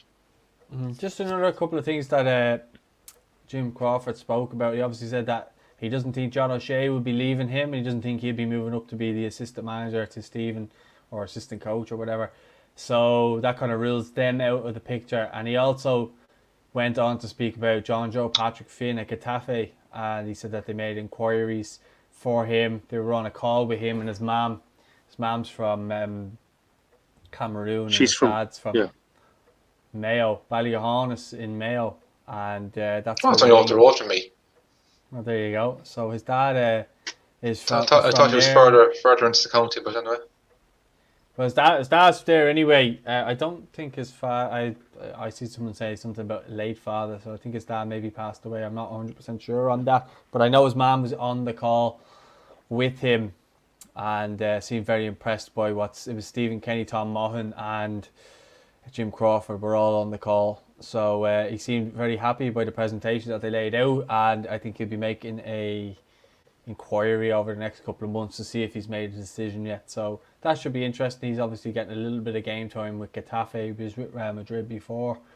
Obviously Ryan Nolan is there as well. He done a similar injury to Will Smallbone, and he looks like he's out for the season. I think it was an ACL injury as well. So there's those players that potentially could be in there. And he spoke about Mipo Opudeko as well, saying that he had him on standby for the last squad, but he got injured. So he could have potentially played against maybe Iceland, but he was injured, and he said that they're keeping a close eye on him, and they were trying to, I think it's 2 years since he's played for underage for the 17s. So he was trying to get me for the 21s, and he didn't really say too much more about it, but it seems as though he's very much still on the radar, and it doesn't look like he is switching any sort of allegiances or countries, which is weird because he doesn't actually qualify to play for England as far as I'm aware. So I don't see where those links for him to play for England come from, other than the fact that maybe he's been over there a couple of years. He probably qualifies from residency if he's been living there a few years. I think because even John Joe Patrick Finn actually, he qualifies for England as well, and obviously qualifies for Spain. So there could be some tug of war for his services. And Cameroon. And Cameroon, obviously, through his mother. Yeah. So, it'll be interesting to see where he chooses. Hopefully, he'll choose us. But we'll wait and see. I haven't seen enough of him. He's played like 60 minutes or something like that. You know, people getting hung up with the fact that he plays La Liga. Yeah, okay, that's all well and good. Not all of our players are playing at the top leagues, and he's playing there. But I'm not going to get hung up on this fella because I haven't seen him play. We're just going off a name, and two, Getafe is Getafe. It's like playing for, I don't know, West Brom. But he is. No. I mean, he's got quite. He's played in about game time. He's come off the bench or he started. I think he's got 2 full games in the Copa del Rey as well in Spain. So I mean, I think for players so young. Yeah. So I mean, I don't think he's in their first 11 yet, but he's got quite a bit of game time off the bench. So, but it's still a positive sign for someone so young that he's getting quite a bit of game time for them. But. I'd certainly like if he'd declare for us and we'd get a look at him, possibly in the under-21 side before the seniors. And Jer, have you had to add about John Joe Patrick Finn? Sounds like a boxer. No, similar to yourself. I've just seen that he's only made a handful of appearances, and most of them seem to be late substitutes for Getafe. The only thing that would be very impressive, like as a 17-year-old, making even a little bit of an impact on that, like the senior team, is obviously encouraging. But no, it's good that at least we're making early inquiries and stuff like that. And I think the fact that Jim Crawford was talking about, which is good, like we're not just thinking about, right, we're just going to throw you straight into the senior squad and get your cap and have you tied down. Like we're going to actually genuinely invest in your development here and bring you up along as well. Like, so that's kind of good to see. But again, the same as yourself, like I'm not going to get totally kind of hung up on it just kind of yet. As I said, like I haven't seen much of him yet. The only thing is that 4 nationalities is very similar to another player we chased for a while, Ryan Johansson as well. So hopefully it does end in a better result than that. If, of course, he ends up being worth it, but time will only tell. But the thing about Ryan Johansson is he actually wanted to play for Ireland and declared to play for Ireland. It wasn't really his fault. It was a FIFA rule that stopped him playing. You know, but I do think our fans need to also, you know, relax a little bit as well, because we get far too hung up on if anyone's doing any sort of way well, they think that they're the next Ronaldo. We've seen it with Troy, we've seen it with Ryan Nolan at Inter. He's now, funny enough, at Getafe. But I just think people should just let players develop. Let Jim Crawford and the likes work on those type of players, and then when they're in the squad, let them start raving about them, then start getting behind them. But until they are kind of fully qualified Irish players, then I just refuse to kind of get hung up on them, and I just don't see the point in getting mad excited about a player who could potentially do what Declan Rice did to us, and I don't want that to happen again. And I think that's not necessarily that player's fault, or whoever this whoever the player is, in future, it's going to happen a lot now because of the Declan Rice case, and that's his fault. I'm not blaming players because, he came in, took 3 caps off an Irishman, as Kevin Kilban said before, and at least with Grealish it was an underage thing, but he was still hindering the development of another underage player. I would like the players, if they're not 100% committed, just go away. I'm fed up seeing, we should be chasing Patrick Bamford. No, I don't think he clearly doesn't consider himself Irish. Let's not waste our time. I would rather Scott Hogan, who is born in England but actually wants to turn up and play for Ireland, and he might not score the goals or whatever, but he wants to actually be there and he actually wants to wear the Irish jersey. You've seen, and he might not have been good enough to play for England and that's why he chose there, so be it, but at least he came in and gave it a go. As you look at Bamford, he doesn't want to know, let's be honest. He doesn't want to know. I don't want to know about him. So I wish our fans would stop getting so hung up on players that might not play for us. They do it with Nathan Redmond all the time. Just these players, just Mark Noble, all these players over the years that people are going, we have to get them in. Sorry, but I just don't see it. Sorry. Mark Noble was kind of the opposite. Sorry, I was just saying that Mark Noble was kind of the opposite to kind of Declan Rice. As in, he didn't actually want to come into the Ireland squad because he kind of felt I don't actually really kind of want to be there, and I'm only going to be taking someone's place just for the sake of playing international football, and my heart's not really there. So I actually, in fairness, I have courage for Mark Noble, and he said, look, at the end of the day, I'm kind of holding out for England. It's the same with Bamford. Bamford's having a pretty good season in the Premier League, and he's probably kind of looking at the likes of, particularly Danny Ings, who's the same age profile team, who's got himself back into the England squad. Bamford's probably hoping for the same, that probably won't get in for Euro 2021, but he's thinking Leeds are going to stay up, get another good season, again, get in and be part of the plans for Qatar. And same with Redmond as well. For me, Mick approached him, there wasn't enough interest there. Even Mick kind of said, look, I'm not going to stick around too long if they don't kind of give me a clear indication. And Redmond is 26 as well, so I think he's still of an age profile where he thinks he could probably get into the England squad. Yeah, but I think he's bit I thought what Mick said was good, but the thing is, you got to remember, they've got to put in paperwork to start getting a transfer done. He's not came along. He's not said he wants to do that. So it seems to me like Bamford has his, I think he's got his cap in hand for England. I think that's what he wants to do. And look, I don't blame him. Good luck to him, whatever. But I always see in the comments, Bamford. I literally couldn't care less about him at all. If he doesn't want to play for Ireland, I don't care. He's not that big of a loss. He's had a good season with Leeds. It's probably his best season because it's in the Premier League. But if Dominic Calvert-Lewin was Irish, I'd be much rather have him. Do you know what I mean? I think he's having a bit of a fluke season, in my opinion, Bamford. I don't believe the hype too much. I think he'll probably get found out next season. I think Leeds will be up and have another season in the Premier League next year, and they'll probably look to get in a better striker, I feel. I don't think he's as good as people are making him out to be, and look, he'll probably get an England cap and good luck to him, but England have so many players ahead of him right now that they don't even need him. And to be honest, I'd rather have an Aaron Connolly and Adam Ida who want to be there, homegrown. And I would take a player who's English with Granny Rule, absolutely I would. I mean, you look at how successful our teams have been over the years with the Granny Rule. Gary, you'd know more than anybody, how many players that we've had over the years that have been unbelievable. I mean, the likes of Tony Cascarino, Andy Townsend, Aldridge. So many. John Aldridge, Ray Houghton. I mean, some of the heroes in an Irish shirt. And so it's and Callum Robinson is in on the grandparent rule as well, if I remember correctly. But I'd rather have him in there. Sorry, too. I'd rather have him in there.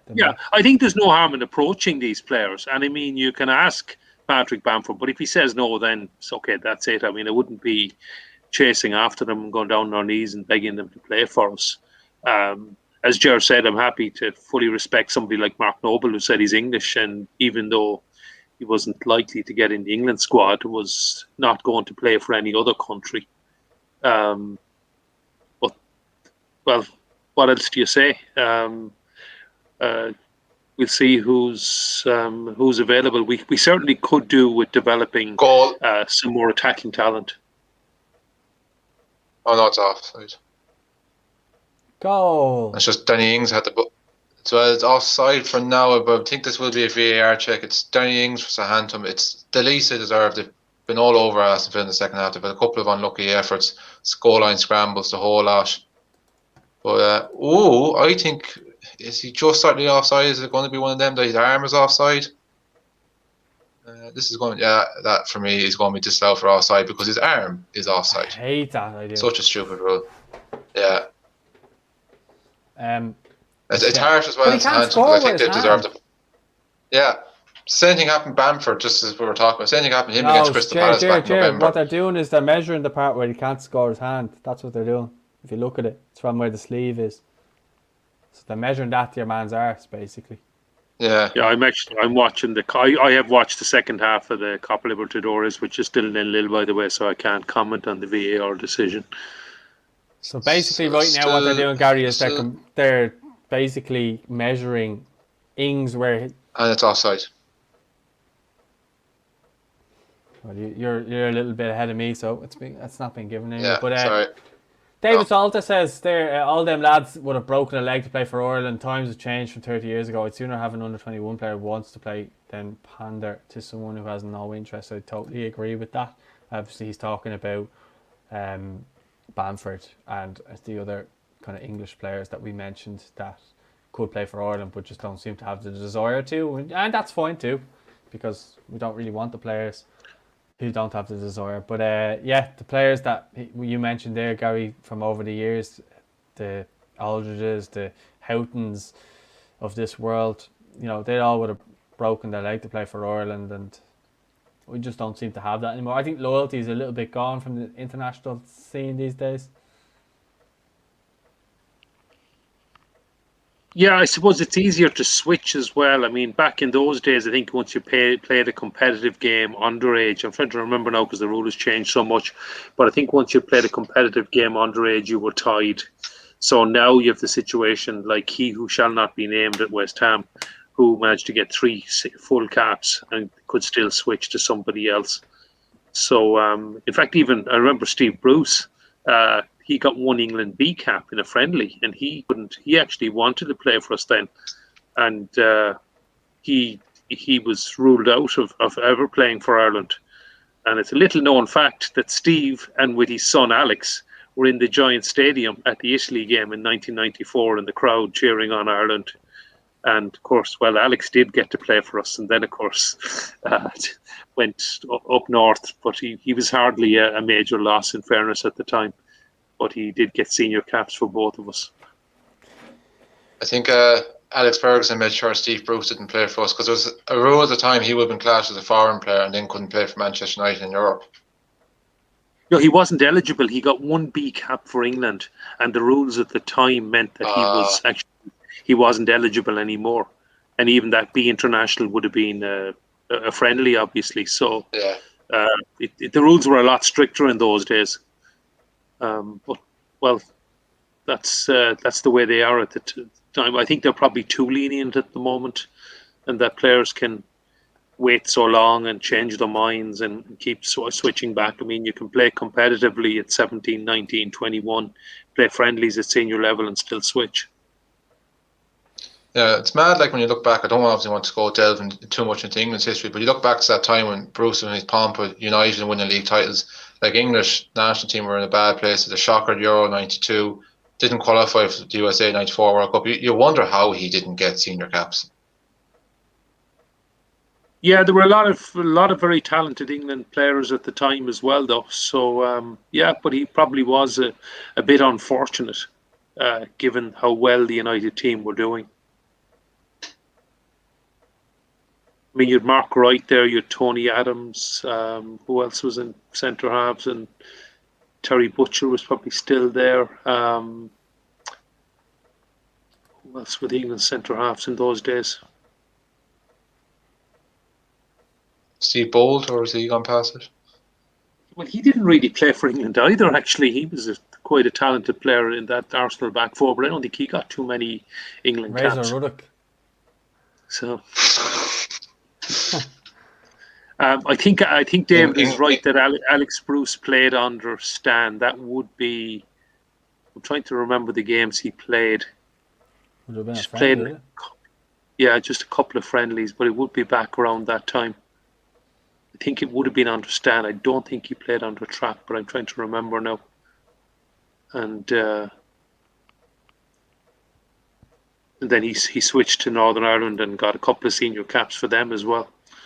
Someone done that recently, Steve Mallon, wasn't it? Well, a few players have switched, but it's actually to play at senior level for both. I think he's the only one in modern times. Obviously, it could have been done years ago.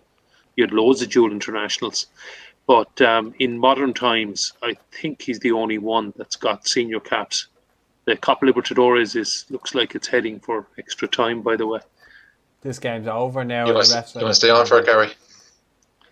So I don't think the stream is good enough anyway. So it's one good thing though. It's actually there are fans in the stadium in Brazil. Now, my reading of not that many. I don't know how many have been allowed in, but you can see some fans in the stands, which is good to see. But I actually thought the virus situation in Brazil was pretty bad. But anyway, they've still allowed some fans. But I suppose it is out in the open air, and the Maracanã is a massive stadium. It looks like there's only a couple of thousand there. Yeah. Right, well, lads, I think we'll leave it at that. I think we've got a fair bit done there. I'm not sure we'll be on tomorrow, but we definitely will be on during the week. So if you want to join us during the week, then feel free. If you're new, actually, make sure you subscribe to the channel as well, or new or returning, and you haven't subscribed, just see down there where it says subscribe. You should have a little thing there if you're watching on YouTube, on Facebook as well. If you want to give us a follow, that'd be great. If you want to check out Manscaped, head over to manscaped.com. Use the code IFFTV for 20% off and free shipping. And we'll see you later. Thanks very much for getting involved in the comments, engaging, giving the likes, everything else. Thanks, guys, and we'll speak to you soon, lads. I will leave the floor to you. Okay, thanks, guys. Cheers, Paul. Scores beyond, and a lot of happy Irish Aston Villa fans out there tonight. Knock on our